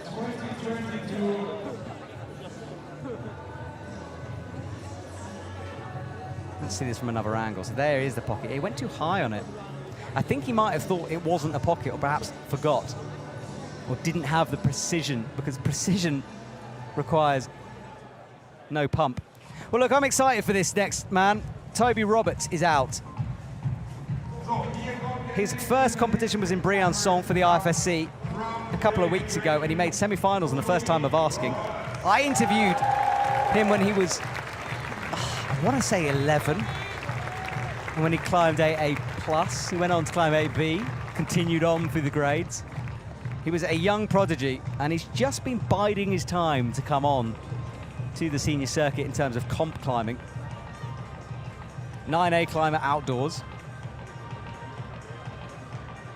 And really making a case to be regularly selected for this GB team. And the only member of GB, oh sorry, Jim Pope. Sorry, Jim, I totally forgot. So Jim, his teammate in this final after Hamish is pulled out through through sickness. So Toby underway.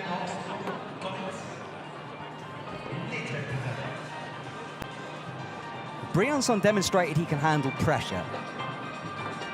Semi-final in any situation feels like a big step up. Of course, he has competed finals, semi-finals on a youth circuit, but senior finals and semi-finals feels different. But this stage is different again. The pressure ramps up. Not just from the audience members, but it's the people back home. And for the athletes, this is the comp of the year. So that's playing in his head as well as he swings. Right, Toby will now have to settle. And look, he does breathe heavily here. Nearly missed that swing.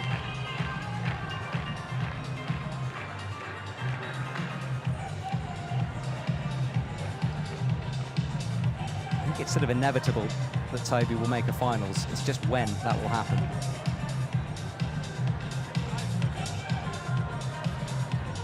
Just on the pinchy sloper.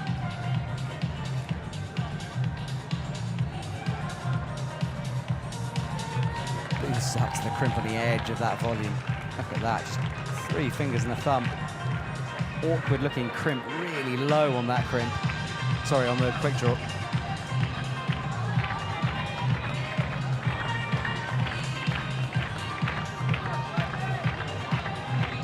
And works his feet upwards.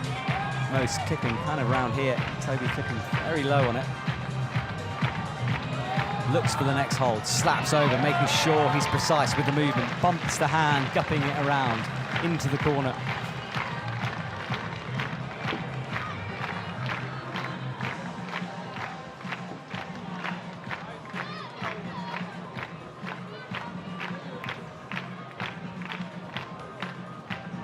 That's the heel that's pressing down from Toby Roberts. Well, he makes the clip and he's quickly into this rest, and resting there as well. He's got 3 minutes 38 of the clock. He's in 12th position. Needs to move into the top 8 if he can. Holds the swing, just a couple of fingers keeping him on, and then he will rest here.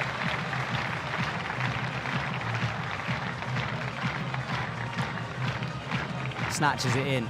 This young, strong climber on the scene. Doesn't rest long, keeps moving, looking fresh at the moment as he comes towards the tick marks. A micro shake in the middle.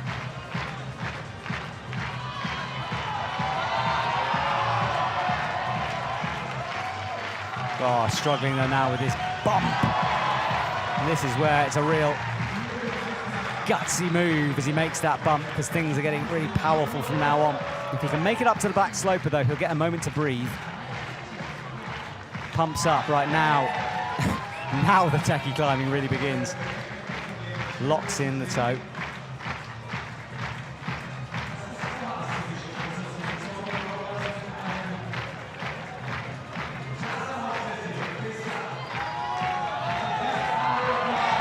Bumps out, adjusting on this, and he'll look to get a heel in now. So how will he work through this? Oh, a bit of a snatch there. Gets the left in. He'll know now that he's horizontally sideways. He needs to release that heel. How do you do it? He's thinking about bringing the right toe, but the rope is in the way. Drops the heel and holds the swing, but kicks back. That took a lot out of Toby Roberts. Powering up, though, in 7th, so within the top 8 at the moment. Oh, how is he still there? Adjusting on that left hand, double. This is where Martin Stranick fell, going to this pocket, and you've got to say he's on the edge now. He matches. This is it for Toby, and he does come down.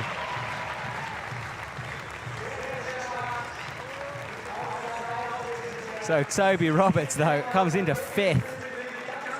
36.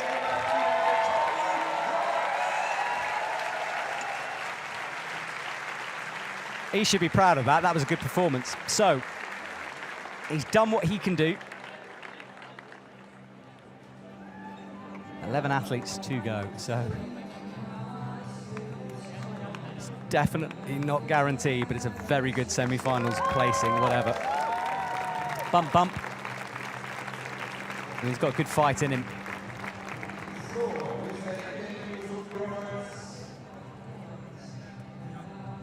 Dual tax really leaving more chalk impressions on it. Not great when you're sweating that texture. And then this was the move. We missed it on the wide because he tried to bring the toe in and then just had to commit eventually to the cut loose regardless. Didn't do a scrape, and just that's the strength he had, holding that.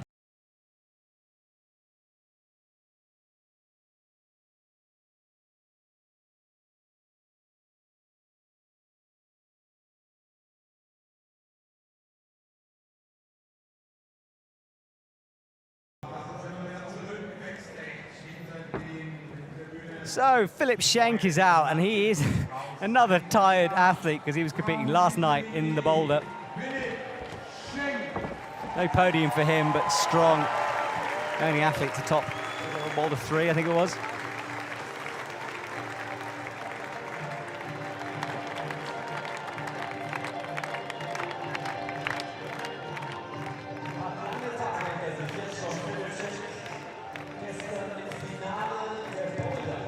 So Philip Schenk is out.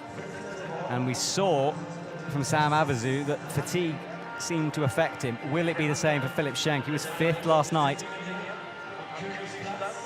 Pulls on the shoes. Not as taped up as Sam from what I can see.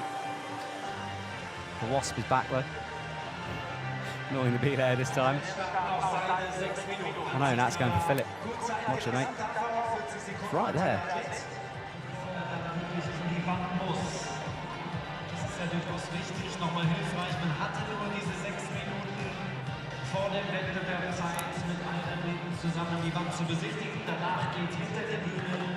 So it's Philip underneath these blue holds.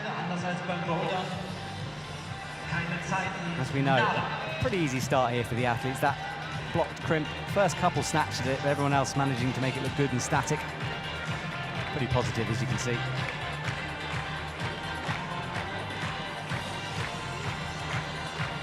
He's resting quite low on this, setting himself up for the next move, and again, maybe an indication of some fatigue, and he hasn't clipped either.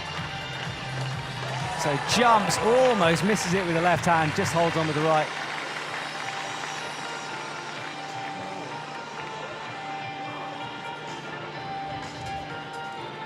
So quick draw in, he now rests.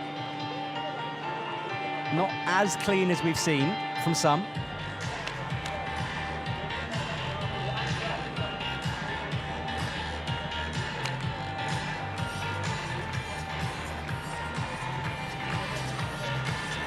Long moment to breathe here.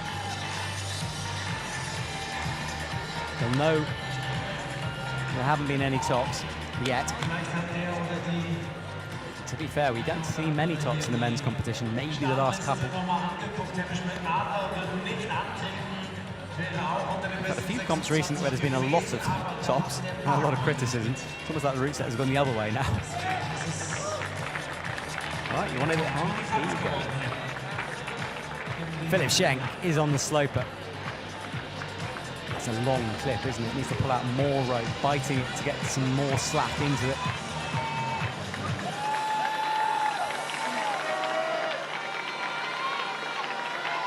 Crosses through with that thumb. Wow, I like this sequence because it seems to change. That's the thumb press. He gets the heel straight away in. Philip Schenk is still going. He did look a little bit tired down low. It's found something now he's got underway. Sometimes climbers just need to warm up a bit and put those nerves aside as well. Oh, shook there as he shakes. Heel pressed in, just 3 fingers on that underclink. Someone's got a ridiculously long lens on one of these cameras. Interesting, Philip milking this rest, and now you watch it, you wonder why others didn't. No one has done the Jim Pope knee bar.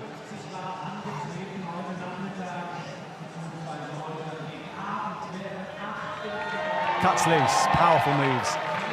And now a second position to rest. Get that clip in first of all, then you don't need to worry about it and just shake out before the left-right sequence.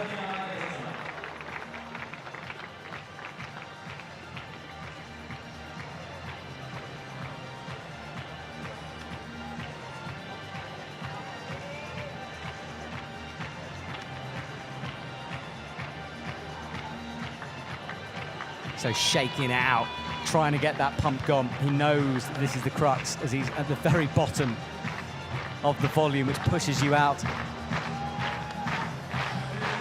Sometimes hard to see cruxes when you read routes. This one is pretty obvious.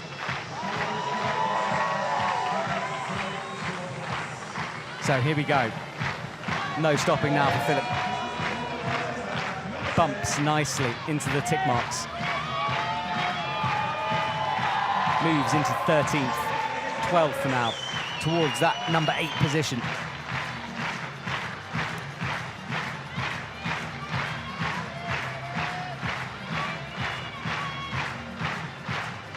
As he eyes up that next hold. Now this is such an interesting sequence of moves, isn't it? Let's see what he does. Out into the pinches, that's no problem. It's the feet we're really interested in. He goes for the toe. So you'd expect him to drag it down that hold. But he doesn't, he goes for a high right heel. This is interesting, but it's leaving him really bunched, then cuts loose. And I think he just had to unleash some boulder power there, and those feet not doing him a huge service. But regardless, he's continuing, moves up to 5th position. Cuts loose again and nails the move into the pocket.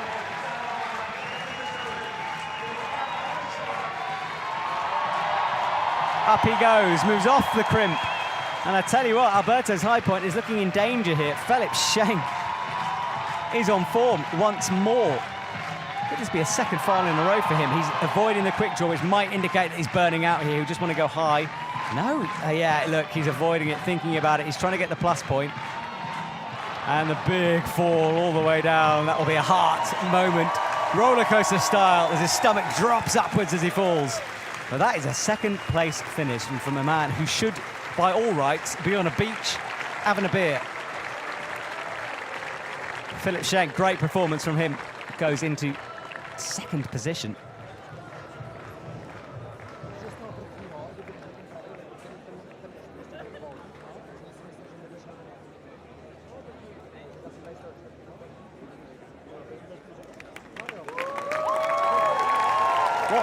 Performance from Philip Schenk. I think I undersold him down at the beginning. I was pretty sure he was tired, but not so. This is a good route. It's got a bit of everything, really. It's a slow burner down low, and then it just kicks things up. Steep. Twist in difficulty. Look at how stacked that is. I mean, route setting is an art. It's beautiful. Is it just me? Is that beautiful? I think that's beautiful. Black, blue, yellow stacked on top to create the perfect hold.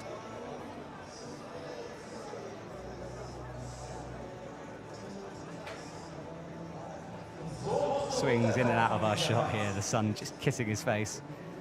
And that was a big fall. Safe, it is safe, it's just... It was a big one.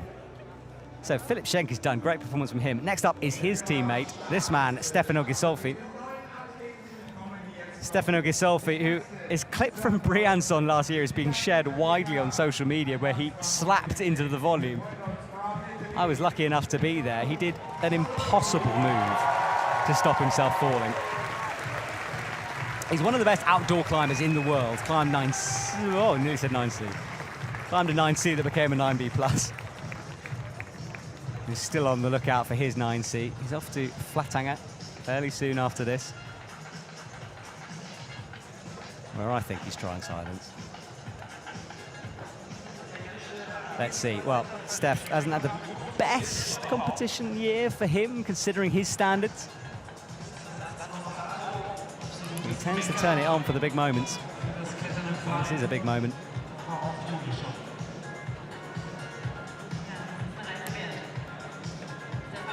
Stefano Ghisolfi begins his journey. Hasn't made a final in a while. Moscow, in fact, was his last final for the lead. So he's missed out recently, which will make him even more determined to put on a good performance here.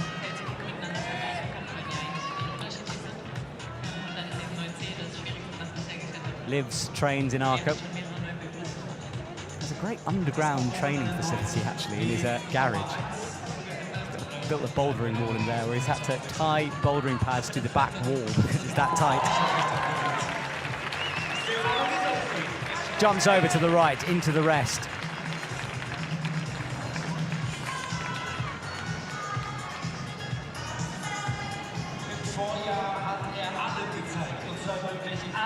His endurance is one of his top trumps.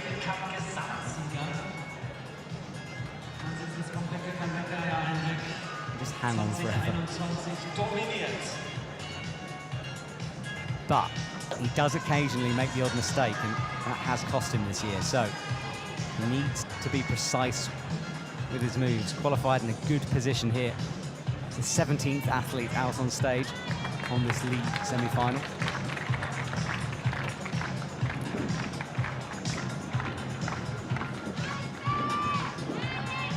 Oh, adjusting on that pinch. Oh, undercling, really pinch. So out to the right on the blocked hold. Now, having to fight a little bit in this awkward sequence of moves, just where the wall really starts to get steep and overhanging.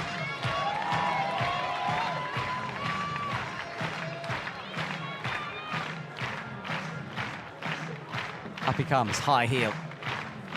Good positioning from him.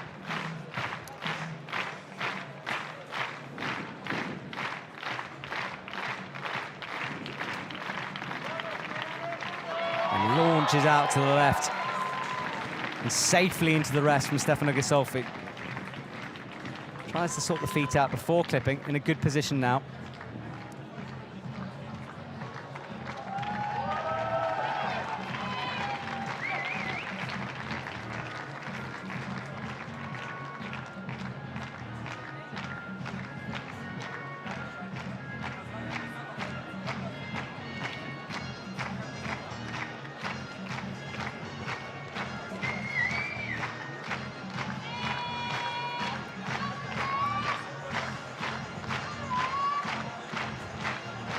So underneath, reaches through, resting, shaking out.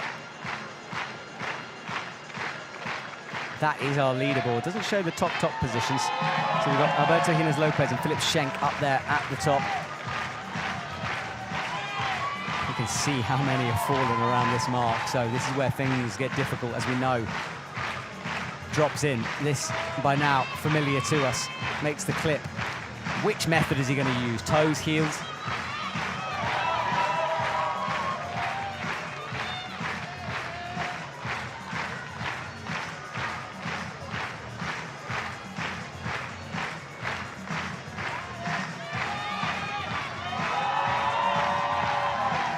Bumps out to the right, and now he'll look to play something where his left hand is. What will it be? He goes for the heel. Core screaming as he lowers himself backwards and down, keeping the tension. Holds the cut loose, but can't stick it. Drags down, and he's outside of the top 8. He won't make finals. Unfortunate for him. There's that drag move.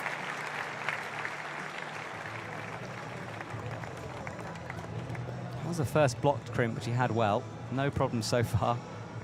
It's extreme close-up, isn't it? That was the jump over to the jug. Nearly got himself twisted up in his hand, sort of had to match his own hands and then create a bit of space with the right.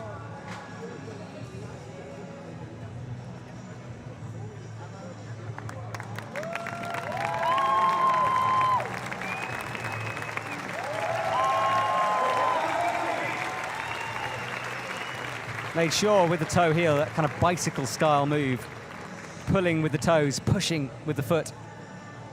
If you get that right, it's a good rest.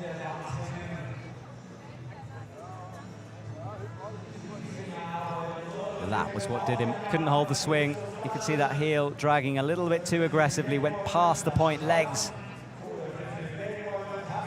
going behind him, causing that swing, and he couldn't hold on to it.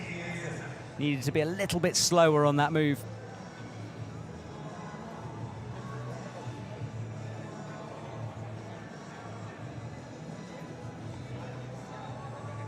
Well, we're in our final 8 now, and any one of these 8 could make a final, so don't go anywhere. It's going to be a fascinating end to our competition.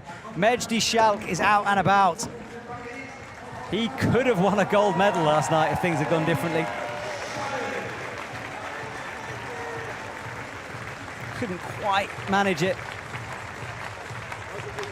Had to settle for 4th instead, so just outside of the podium finishes. He'll be looking for a bit of revenge here. Have to see what lead climbing fitness he's in. He's got this style. He flows up the routes.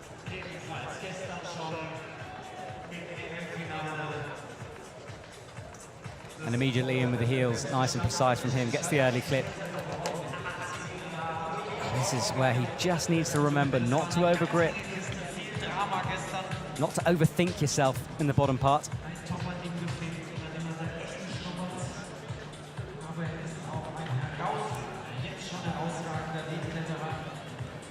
We're in the business end now of our European Championships men's semi-final. My name is Matt Groom. I'm your commentator here.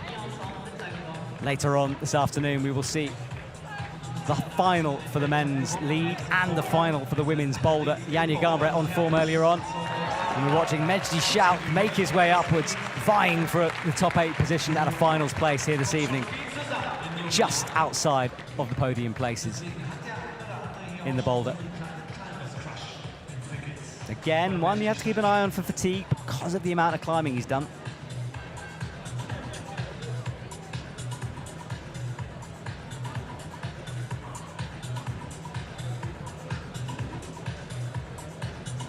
He shakes out and rests here. He'll milk this for a while.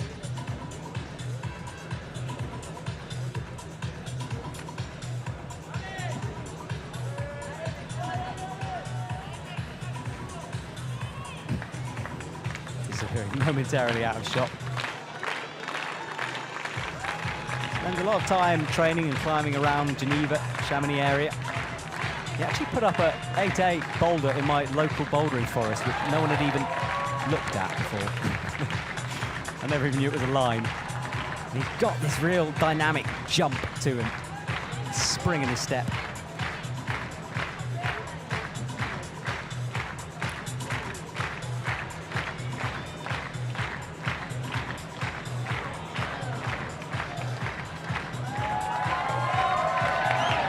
So Mejdi with the heels, nice and precise at the moment. No one topping the route out, 43.1, our high point from the Olympic champ, who very soon will guaranteed himself a finals place. So kicking out and down, have to really pinch with that left hand, claw-like on the wall. And he's got the Jim Pope knee bar, brilliant. Does work. Quickly releases it though. I think that was the, I forgot where the Jim Pope knee bar was now, maybe it wasn't there. Was it there? I think it was there.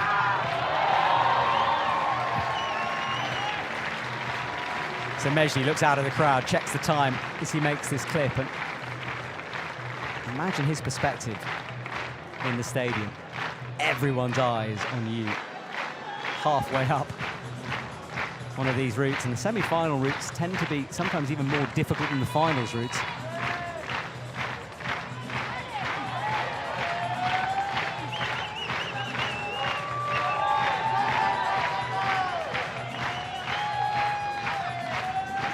And Mejdi underway again. Let's see how he works it out. Up towards the slopers. Looking good so far, keeping his toes low. That toe locked in on the left. He's going to have to be careful with the unleash, which he does. Gets the heel. And this is where most athletes suddenly realise that this is the move, this release.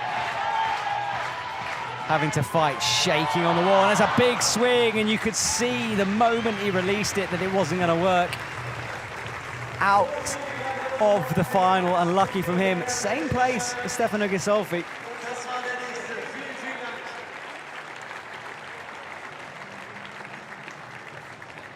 As he shakes his head.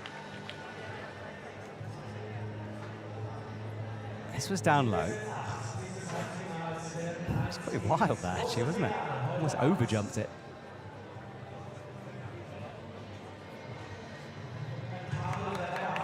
Just the swing, the hands make it look fine. It affects there, doesn't it?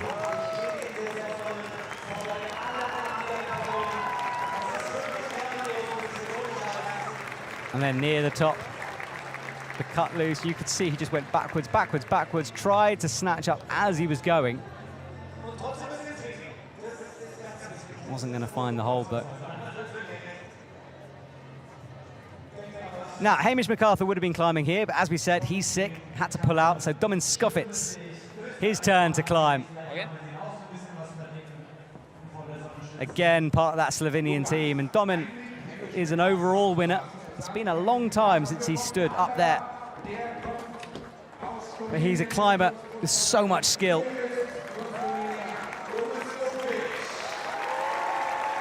Sometimes gets unlucky. Not always the most consistent. His last win was in 2020 in Briançon. Sorry, not win, second place. His last medal was in 2020, I should say. But you never know with Domin, and if he can make a final, well, it's sometimes a confidence thing with him. You get the feeling he's going to get better and better once he starts getting into that top spot positions.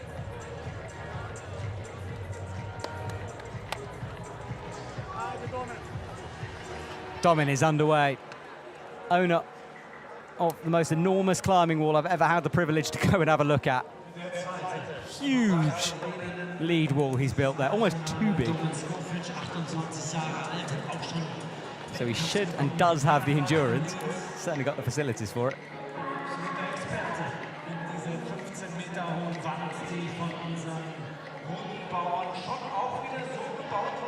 Up he goes, easily through the crimps. Let's hope Domin doesn't get in his own head through this. Pairs the swing, goes from a long way left.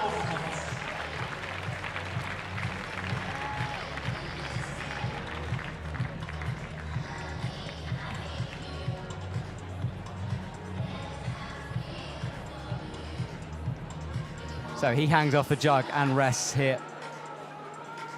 Another way of telling how steep the wall is, look at the chalk bag. Hanging way back.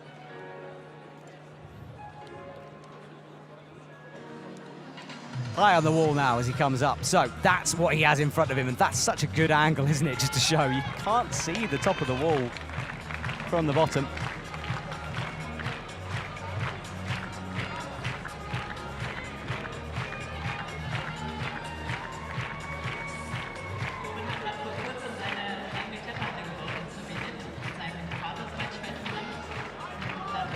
Wraps that crimp over, locks it off underneath. High feet. Doesn't clip the draw yet. Keeps going. It's beneath him at the moment. Reaches down now to clip it easily.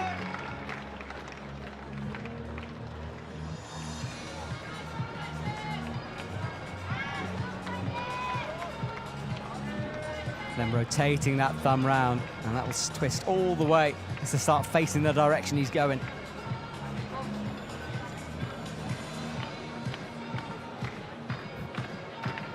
Has the heel, has the toe. And he's resting his way through this route and slow, precise with it.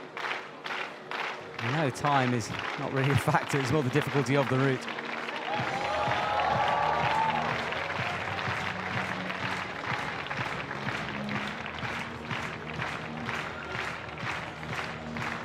That is the toe pressed in, blocked, just to make things more difficult. They literally don't make holds small enough for what the route setters need. Sometimes they have to get creative with it.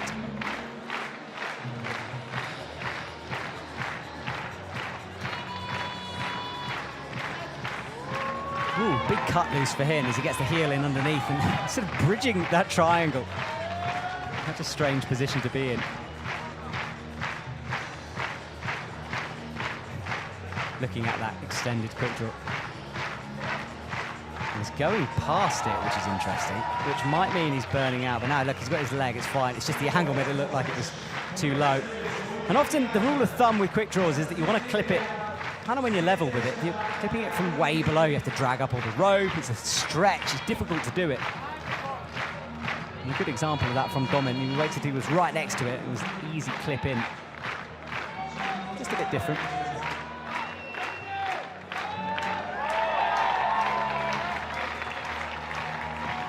So this is the move, isn't it? It's shut down so many climbers. I mean, look, he's in 13th, and look at the 36s, 35s. It's all about this moves. So he's turned it into a toe on the left, and actually he's looking really good here. No problems from Domin Skofitz. Barely even a swing, no swing. And the crowd suddenly come alive here, realizing they might be able to see something. Into the pocket, precise. Moves up to third for Domin.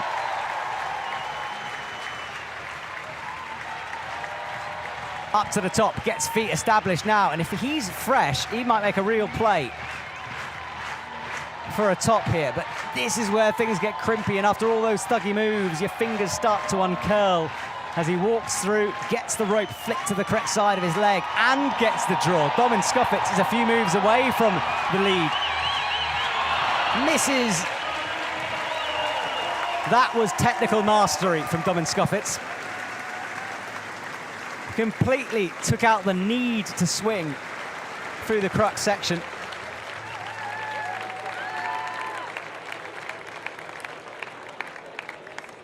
That was good climbing from Domin, and that 1, 2, 3, 4, 5, 6 climbers to go.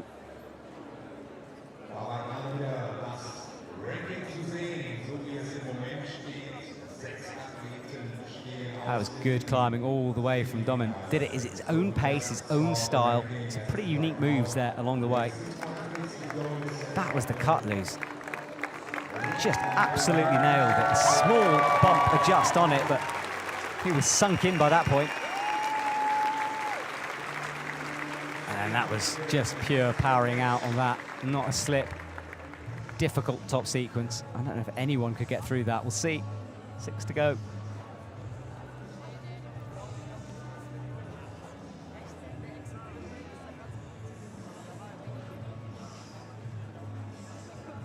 Trying for the point.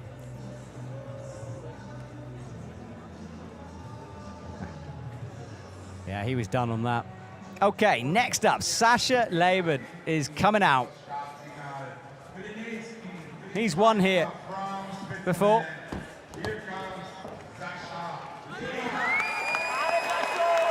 Sasha Lehmann is in action, walks onto the stage.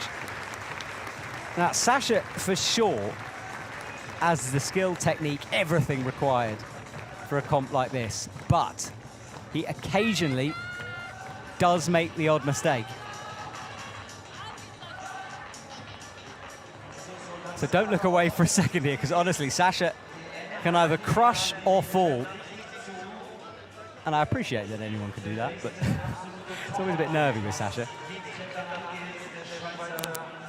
He won the World Games. Lots of finals. Chamonix this year. Just squeaked in there. Let's see what he can do.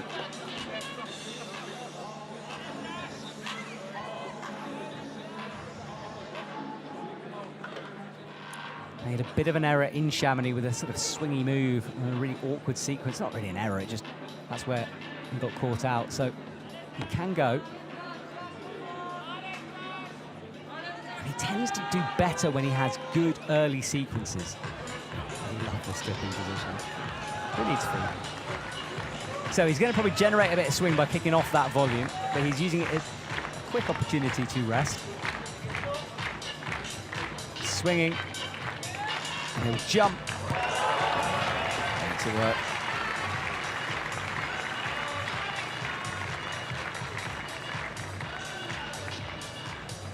A lot of people behind Sasha Lehmann, including the Swiss team, and I know my co-commentator for this evening, Sofia Yokoyama, part of the Swiss team, will be somewhere down the front of the audience screaming at Sasha.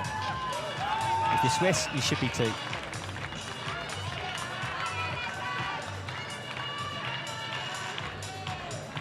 Works his way up. There's a long reach for him. 164 centimetres.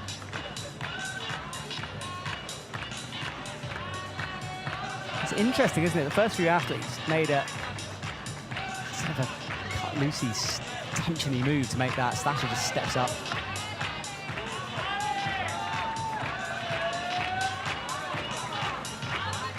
Out to the right, gets a high heel up.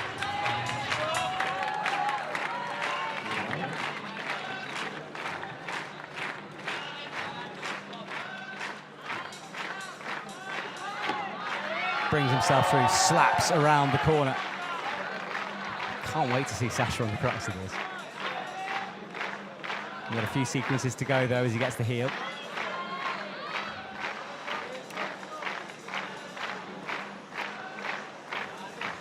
Look at the angle of that heel hook. It's easy to get heel in, but the really good ones do that curve. Just forces all of your weight down into the heel cup of the shoe. And that flattens out on the hold, laying friction down, therefore rubber, and that's what makes you stick. It's not a double stack knee bar, but it is a kind of cross-through move.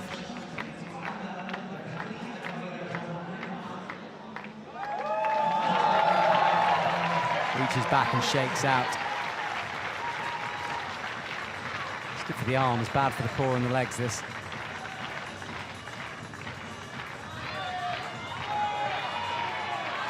Cuts loose as he makes some camper star moves up into this awkward corner, this triangle volume.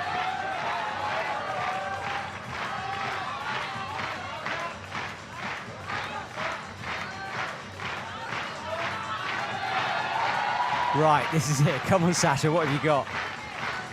How techy are you feeling here? Domin made this look, just cruise through it, didn't he? No issues. What was the problem? You know it's not that easy.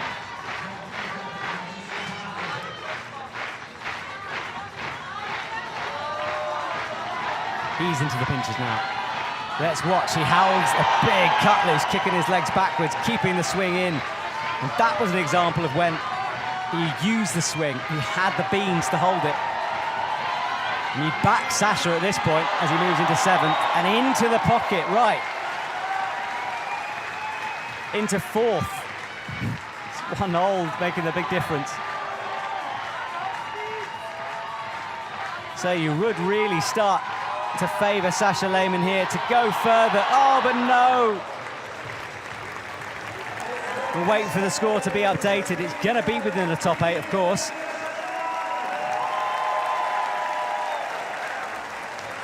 He certainly enjoyed that. Fought hard, just below the head wall.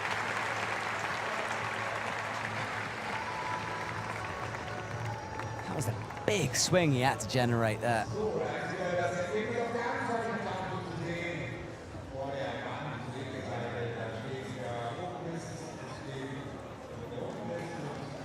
Look down, checking the clock, eyes flicking. I think it was the clock he was looking for. Didn't need to worry about time at that point. This was the rest, second rest.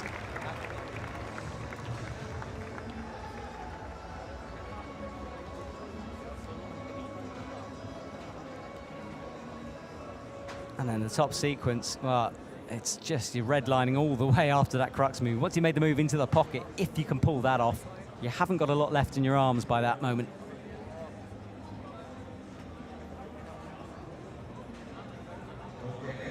You see the heat shimmer in the camera there, it's warm. And probably the hottest part of the day, 2 p.m. There's a bit of a breeze blowing, but it's not a lot. So, Jakob Schubert comes out into the stadium. His sister, Hannah Schubert, was with me earlier. I'm kind of glad she's not with me right now because she makes me so nervous because of how excited she gets. Jakob spins to get the rope the right way. He has won multiple world championships. Many World Cups. He's also a really nice human being. Had a disappointing semi-final boulder yesterday, nearly made the finals. Came close, couldn't show what he could do in the finals, but lead really now is where his specialism is. He's looking lean, he's looking fit. And this is an important climb for him.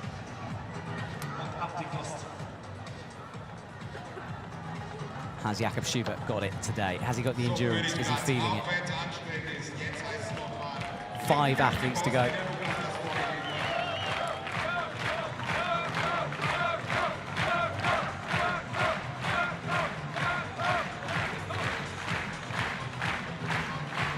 Up he comes to the dishes.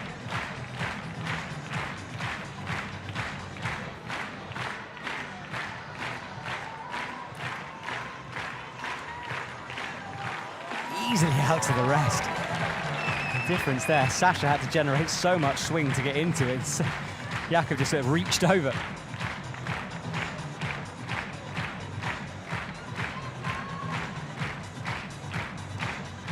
Thumb in play. He's got a long way to go on this route.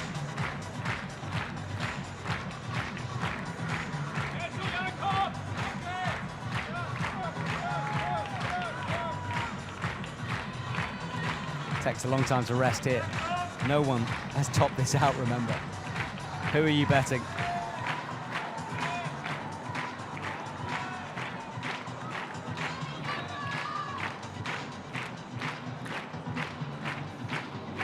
So, rest done. Jakob now moves upwards into these yellow slopers. Very familiar by now.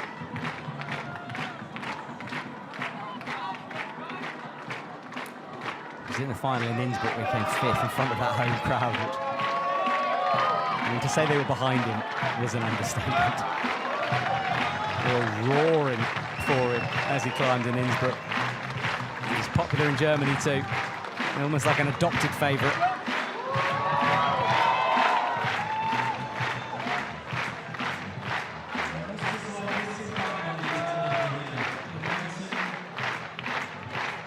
So he nears the second rest now. Nice and smooth from him at the moment, no hesitations. Good flexibility with that high right heel. Controlled that swing, it looked wild, I don't think it was.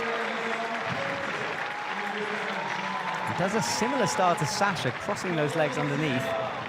Then changes his mind a bit, reaches down and gets that rope. Ooh, bit awkward from Jakob. Now he's in a better position. So he's resting. 3:18 on the clock.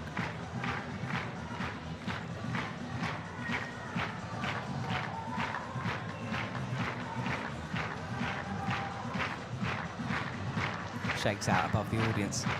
And he'll know to time this. I mean, Jakob has been on the circuit for so long. You just scroll back through his results and just think, wow, what a history, what a comp history he's had. And he can pull from all that experience.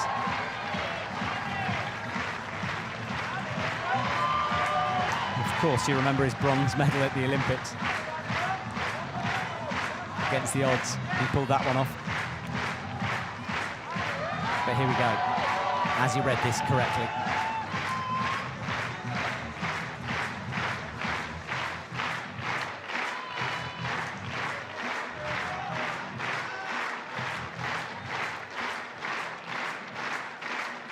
Jakob resting once more, ready for this move. He knows it's round the corner and awkward. He's got the right hand, he's got the heel, he's going to go for this method.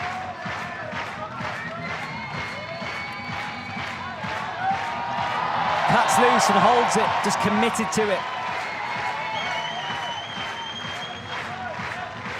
Decided to spend the energy there rather than work the feet across. And look how static he is through here.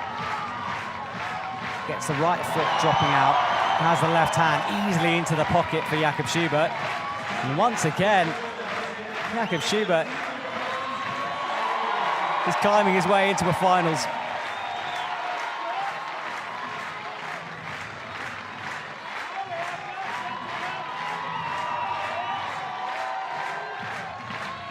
Arms, elbows starting to go out though as he fights. No real position to gain something here.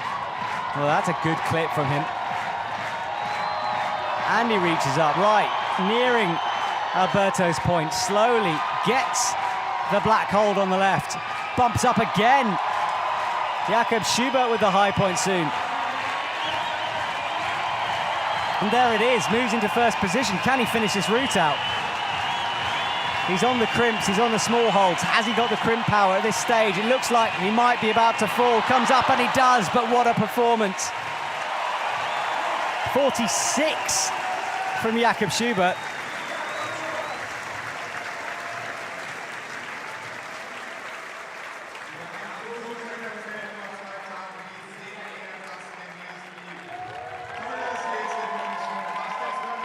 That's awesome, and he will go and celebrate, and rightly so, because he's just bumped Alberto off the top spot and has made a final. The top 8 is starting to take shape, isn't it?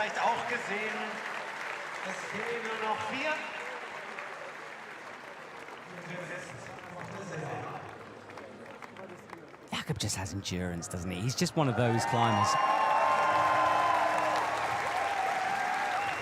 Maybe some of his bouldering power has been sacrificed for that endurance, but he can just go, and that's such a powerful move, and he was never in doubt. Look, immediately looking for the next foot placement.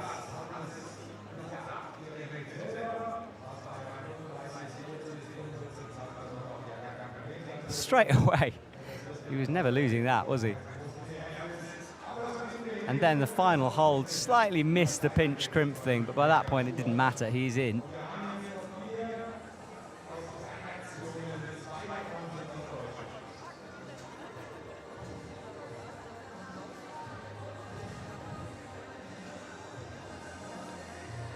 So that was Jakob Schubert's run. That's the top of the wall. That is the highest score you can possibly get. You need to clip the quick draw as well.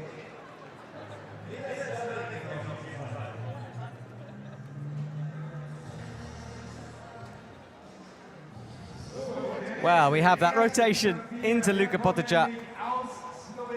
14th for the boulder. Had a couple of moments along the way, and now he's back in action on the lead. Qualified in 4th for this semi-final.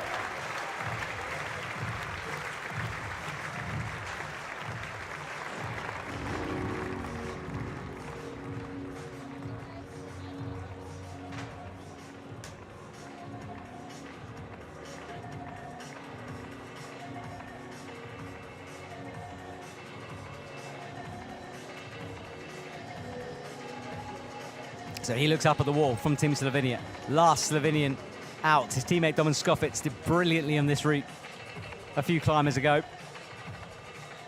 He won't know that. And he begins the journey. Easy down low. Make sure it's precise. 20 Jahre alt.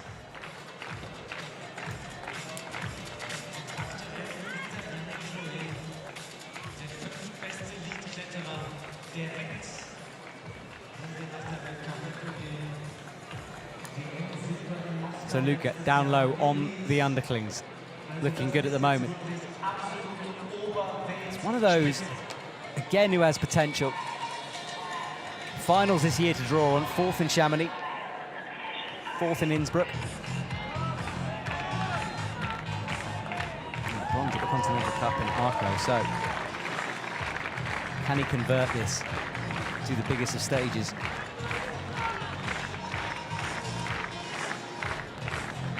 Won the youth in Veronic. Now he's got 5 minutes to head towards that high point. There is our top 8. Fair play to Hannes van Duysen, who came out fairly early on and is sticking with that 8th place at the moment. With 4 to go, I think he might be bumped down. You never know. Schubert, Abate Lois, Domen Skoffitz, Philip Schenk, Sascha Lehmann, Martin Stranek, Jörg Verhoeven and Hannes van Duysen currently make up our top 8.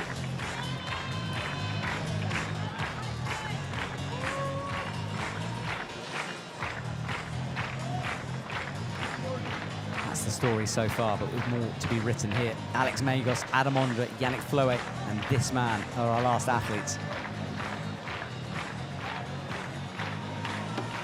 Luka Potičar will be trying everything, of course, to get through here. Slovenian coaches will be watching nervously in that Slovenian squad.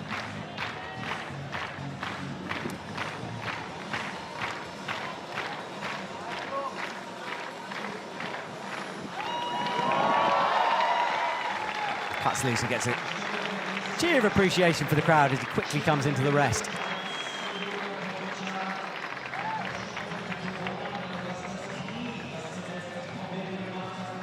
With that cross-leg technique, just easier to be in that position rather than straight. Seeing a lot of this top 8 climbers do that.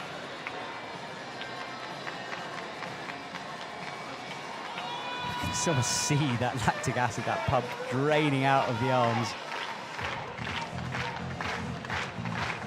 That is awkward. Probably the second you get your hands back on, it's that wrist position is painful. It sort of traps everything.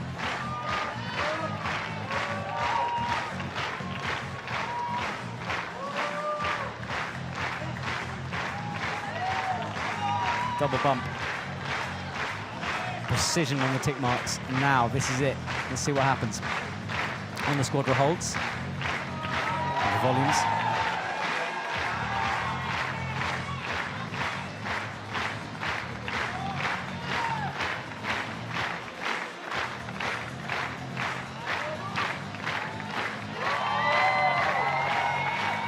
So, gets the heel hook now.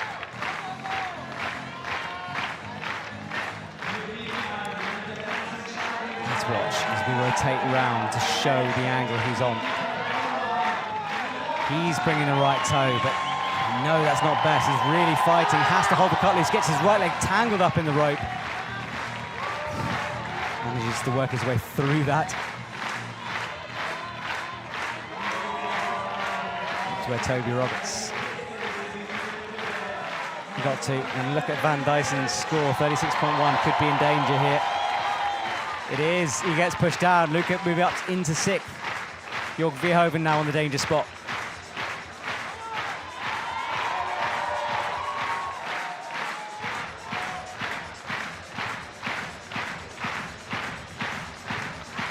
Looks fresh at the moment, doesn't he? So there's Skoffitz, there's Philip Schenk's score. He's done enough. Well, he will have done enough soon. Hasn't guaranteed it. Will in a minute. Comes through. Now has guaranteed it. Up to where Domen Skoffitz was.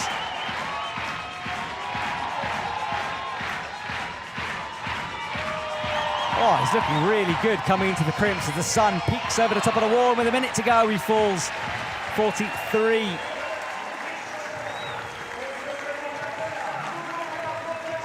So Luka Potačar is in the finals here tonight. You can always tell when someone is because they swing into the judges. Everyone coming down just has that moment to breathe, don't they? I think they're pretty much holding their breath from that pocket onwards. So much tension required when the steepness slackens off.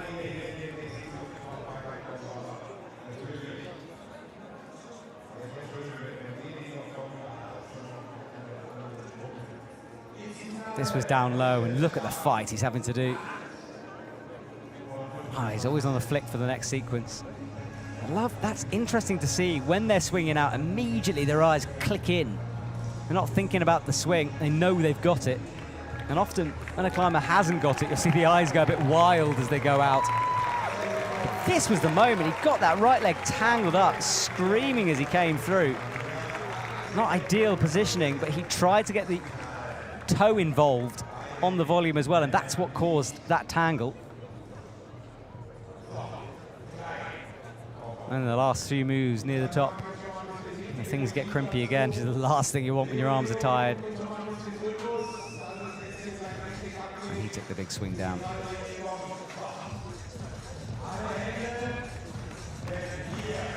So Yannick Floé is another athlete out for revenge. He didn't make the boulder final, and a lot of people had him down as one of the favourites for the combined, so he needs a big performance here for the lead. As you can probably tell from the reaction, the German crowd is happy to see him.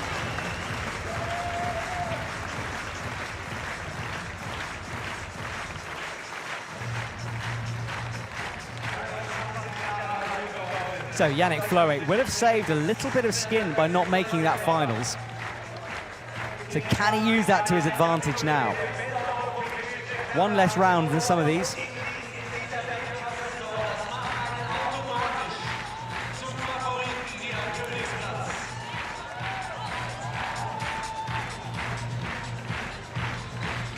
We know it's easy down low, especially for these top five, but still, you've got to be careful, and they don't know it, of course. They might be thinking there's a vicious move down low or a sequence they haven't seen. And of course, these guys, I mean, we started at 12, it's now 2:30. Almost 2.5 hours ago they saw this climb. I almost think it's a real skill for them to remember. It's all right for the first one out, they've just seen it, but by this point, oh, I would have forgotten. Makes it even more of an on-site competition, doesn't it? Well, there are the German coaches watching on, filming it for analysis after, a big breath from him. Everyone is so involved, obviously. I mean, they pretty much live, work and train with these athletes. It's an extension of their own lives. And there's nothing you can do when they're out there on the mats.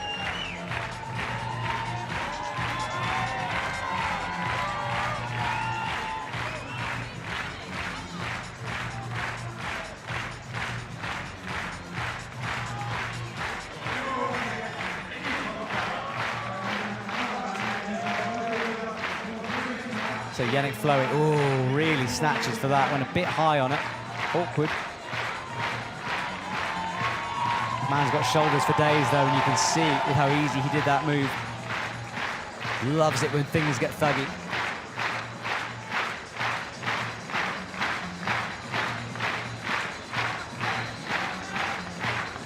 He uses the Jakob-style high heel to rest it.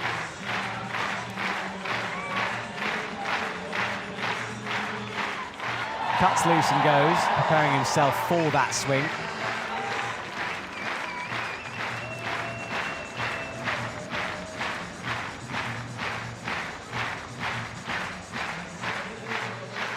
Just decides to drop that left. So a few athletes have stacked the crimps with the feet, now puts it on, drops the other one, so obviously deciding that the holds are too bad to get 2 feet on.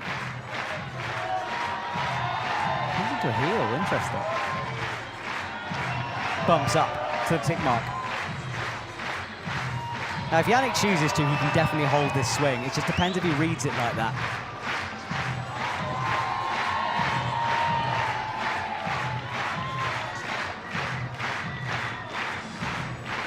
Matches and guppies that holds. That's where his heel might be in a couple of seconds, makes room for it, does get the heel in.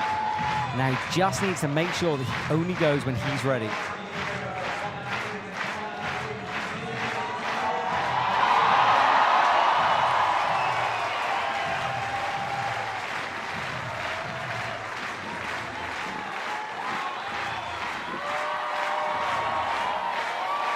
Right, he's through, and look how easy he makes this sequence look, cutting loose.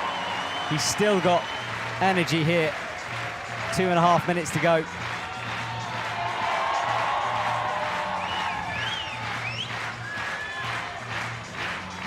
Also making it just beneath the head wall to the very top of the blue triangular volume. The angle improves, the holds don't, getting smaller and smaller as he goes on. Jumps! Big two-hand grab there. Now that's 5th for him and a finals place. Jörg Verhoeven is pushed out of the final this time. Another kick on a computer screen. You'd think someone would move it. That's all I'm saying. It's happened a few times. Good work from Yannick Fleury there. Started off with that route reading, making sure he remembered what he was about to climb. Never really in doubt, was it? Made everything look in control. Yannick Fleury, we'll see him this evening, a chance to get on the podiums.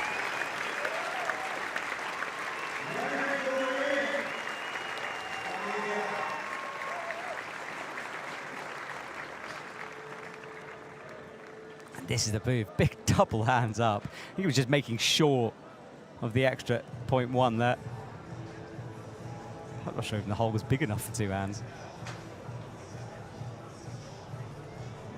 Just wanted to show that he was definitely using the hold.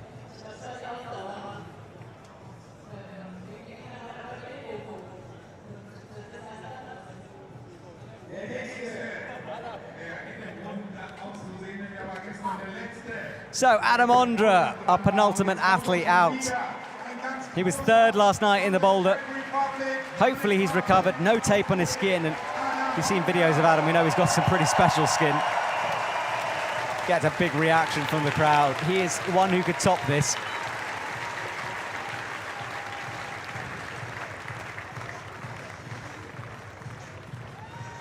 Didn't enjoy speed climbing for the last Olympics. I know secret of that fact, so he will like this new format, boulder and lead, and he is going for the Olympics. And now he really takes his time, head craned right backwards to try to spot the route. Just reminding himself when he's ready to go, he's ready. He's one of those you can see the thought processes. He's just asking the B-lad to move to the other side. Better position for the rope. He's already seen where he wants the rope positioned for a couple of sequences.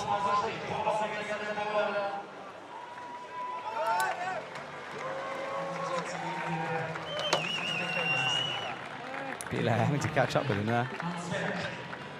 So he's into the pinches. Calculated a climber as always, and he just has this game face, this game mode. And he looked like he really wanted that boulder. He came close to it. He's already through that hold. He's climbing quick at the moment.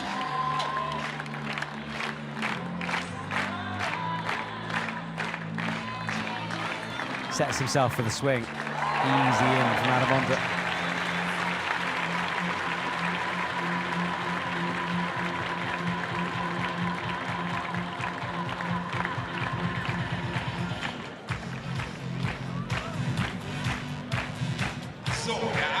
So, Adam is resting. One final already last night. Bronze medal.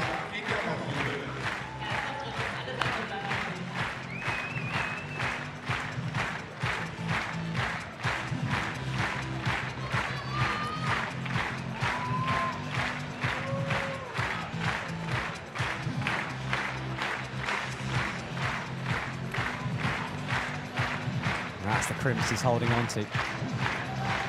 So that is our sequence through here. It's a long way from right to left. It's 10 meters all the way over. Holds the pinch and the thumb in.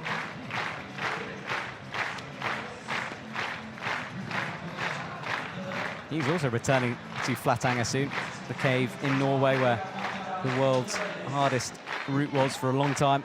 Silence. Quite sure what he's got his eyes set on, but there's a few link-ups, interesting stuff there, so that's where he's off to. Trains a lot, generally, but loves the outdoor stuff as well. Seems to train on outdoor climbs often. One who can spot knee bars, but that is a really awkward clip. He kind of didn't quite have the body position. He uses the other hand this time. So here we go, the crowd start clapping as they build him up towards the crux. Adam is done with the resting time. Now it's all about performance, launching upwards into the blue slopers. Right hand, left heel.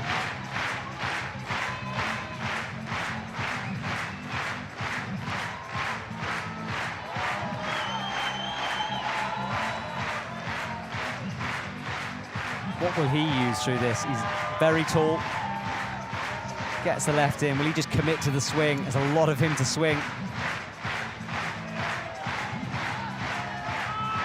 He's thinking about a right toe, isn't he? He does get a right toe in. Keeps the toe all the way as he makes this move, drags it down and is looking stable, similar to Domin's method. No swing needed from Adam Ondra. That will have saved a lot. Just needs to be sure of this, which he is. And now it's just a case of how long can you hold on for. He's in 8th position, needs to go one higher to guarantee it.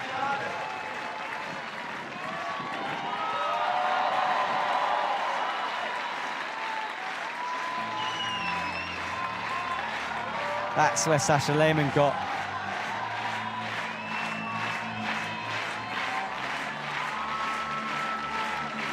Adam resting up there. We haven't really seen anyone. Most people are just trying to climb through this sequence, get as high and as quick as possible. Adam moves into 6th, drawing Philip Schenk's high point.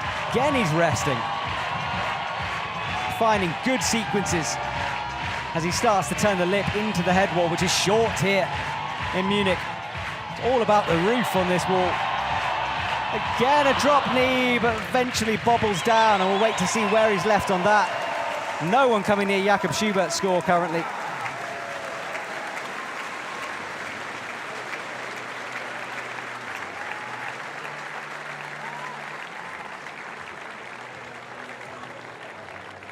Good work from Adam Ondra, guaranteeing him his finals position. So let's see some of his highlights. Easy on the jump.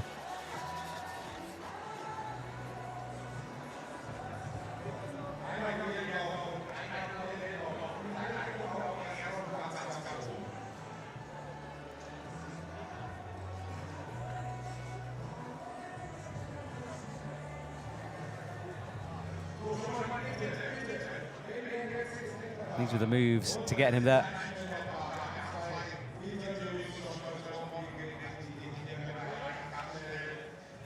That was finally a drop knee position. We see him twisting and turning all over the wall.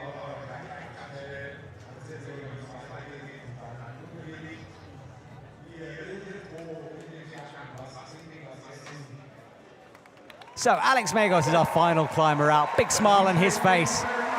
A lot of people have been hyping the rivalry between Alex Megos and Adam Ondra, and there is for sure a professional rivalry there. But it's Alex Megos, it's Germany. And he couldn't be getting more support now. The crowd is at its maximum in the stadium. Alex Megos is about to make his bid for a finals place.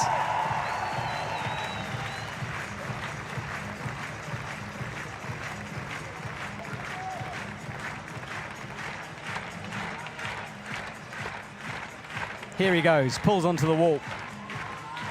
Quickly through and immediately gets engaged, gets locked in.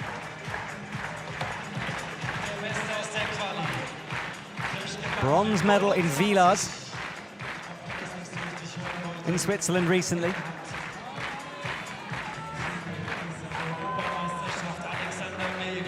He spent a long time in Seus working his project. 7 sessions overall. Worked on it. did the Briançon comp and then returned to say he's walked up the hill a few times and has sent what is probably a new 9B plus sport route. Kicks his way towards that hold. There it is, which is the jug, the resting point.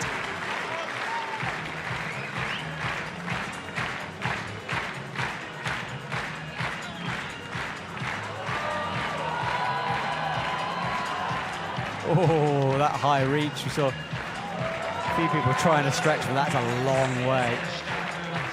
Once he'd committed to it, though, he just decided it was better to go for it.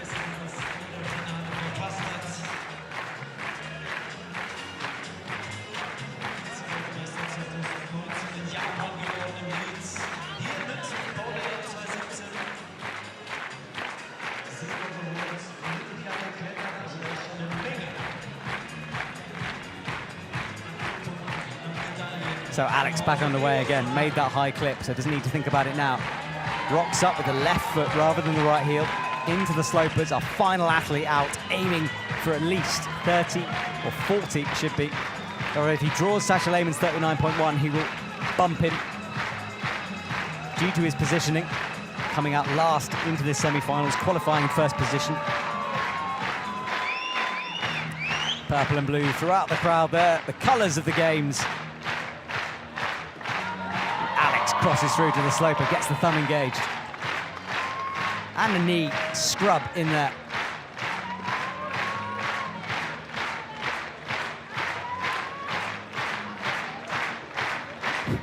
Crowd is still clapping. Starting to take the burnout now. Oh, they're not. Still going. How do you stop a mass clap? I think it's going. So Alex, horizontal just before the rest. Cuts loose that move, locks it in.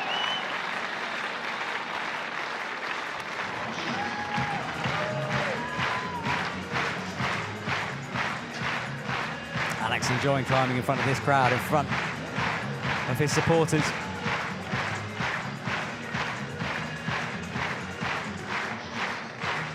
Cross method, we've seen a few do.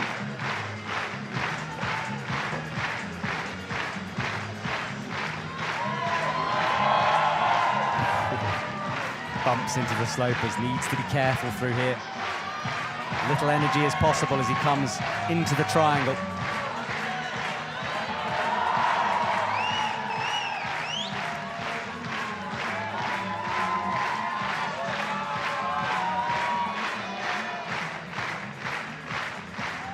So here Alex goes, holding the slopers. That's the next quick draw he needs. How's he going to do this sequence then?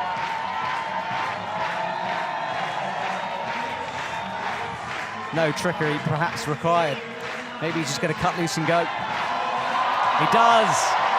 Zero hesitation and always in control. So as we know, 3 moves, a pop-up into a pocket, and then it's just a case of holding on. So here we go. Up into the pocket. Can he find the Adam Ondra style rests? He's in 9th at the moment. He's not there yet. Now he might be. Audience getting behind him as he crosses through. That will be enough. Yes, it is. Sasha Lehmann is bumped out. Alex Megos will make finals. Goes above Yannick Flohe, his teammate now. Oh, a foot pop. And Alex ends up in 5th position, and it is enough. And the crowd, as you can hear, are appreciative of his efforts here this afternoon. Alex Megos in the final. Tries to grab a coach in the audience to swing him in. Says thank you to the Belay, and that is good work from Alex. Well, our semi-final comes to a close, and our final is decided. Jakob Schubert, Adam Ondra, Luka Poticha, our top 3. And let's see Alex again as he leaps through. Well, we will return for the, I can't remember what it is, women's boulder final at 4 p.m, starting just before that. So you get a few moments of rest, everyone. And then the men's lead final starts at 6:45. As the 8 athletes go for it. So women's lead boulder, men's lead to come, where the podium places will be decided Thank you for listening to us this afternoon. My name is Matt Groom. It's been a pleasure calling all of the action for you. And I'll leave you with shots of Alex Megos and his interview as we say goodbye from the lead semi-finals. And I'll see you in about an hour.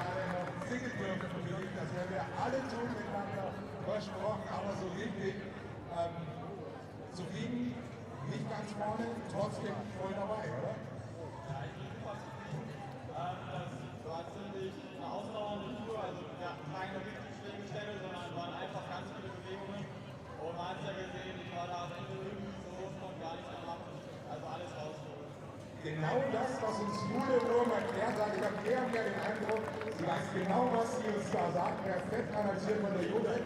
Du heute an deinem Geburtstag, schon eine schöne Kiste, oder vor so einem Publikum mit so vielen Leuten zu feiern?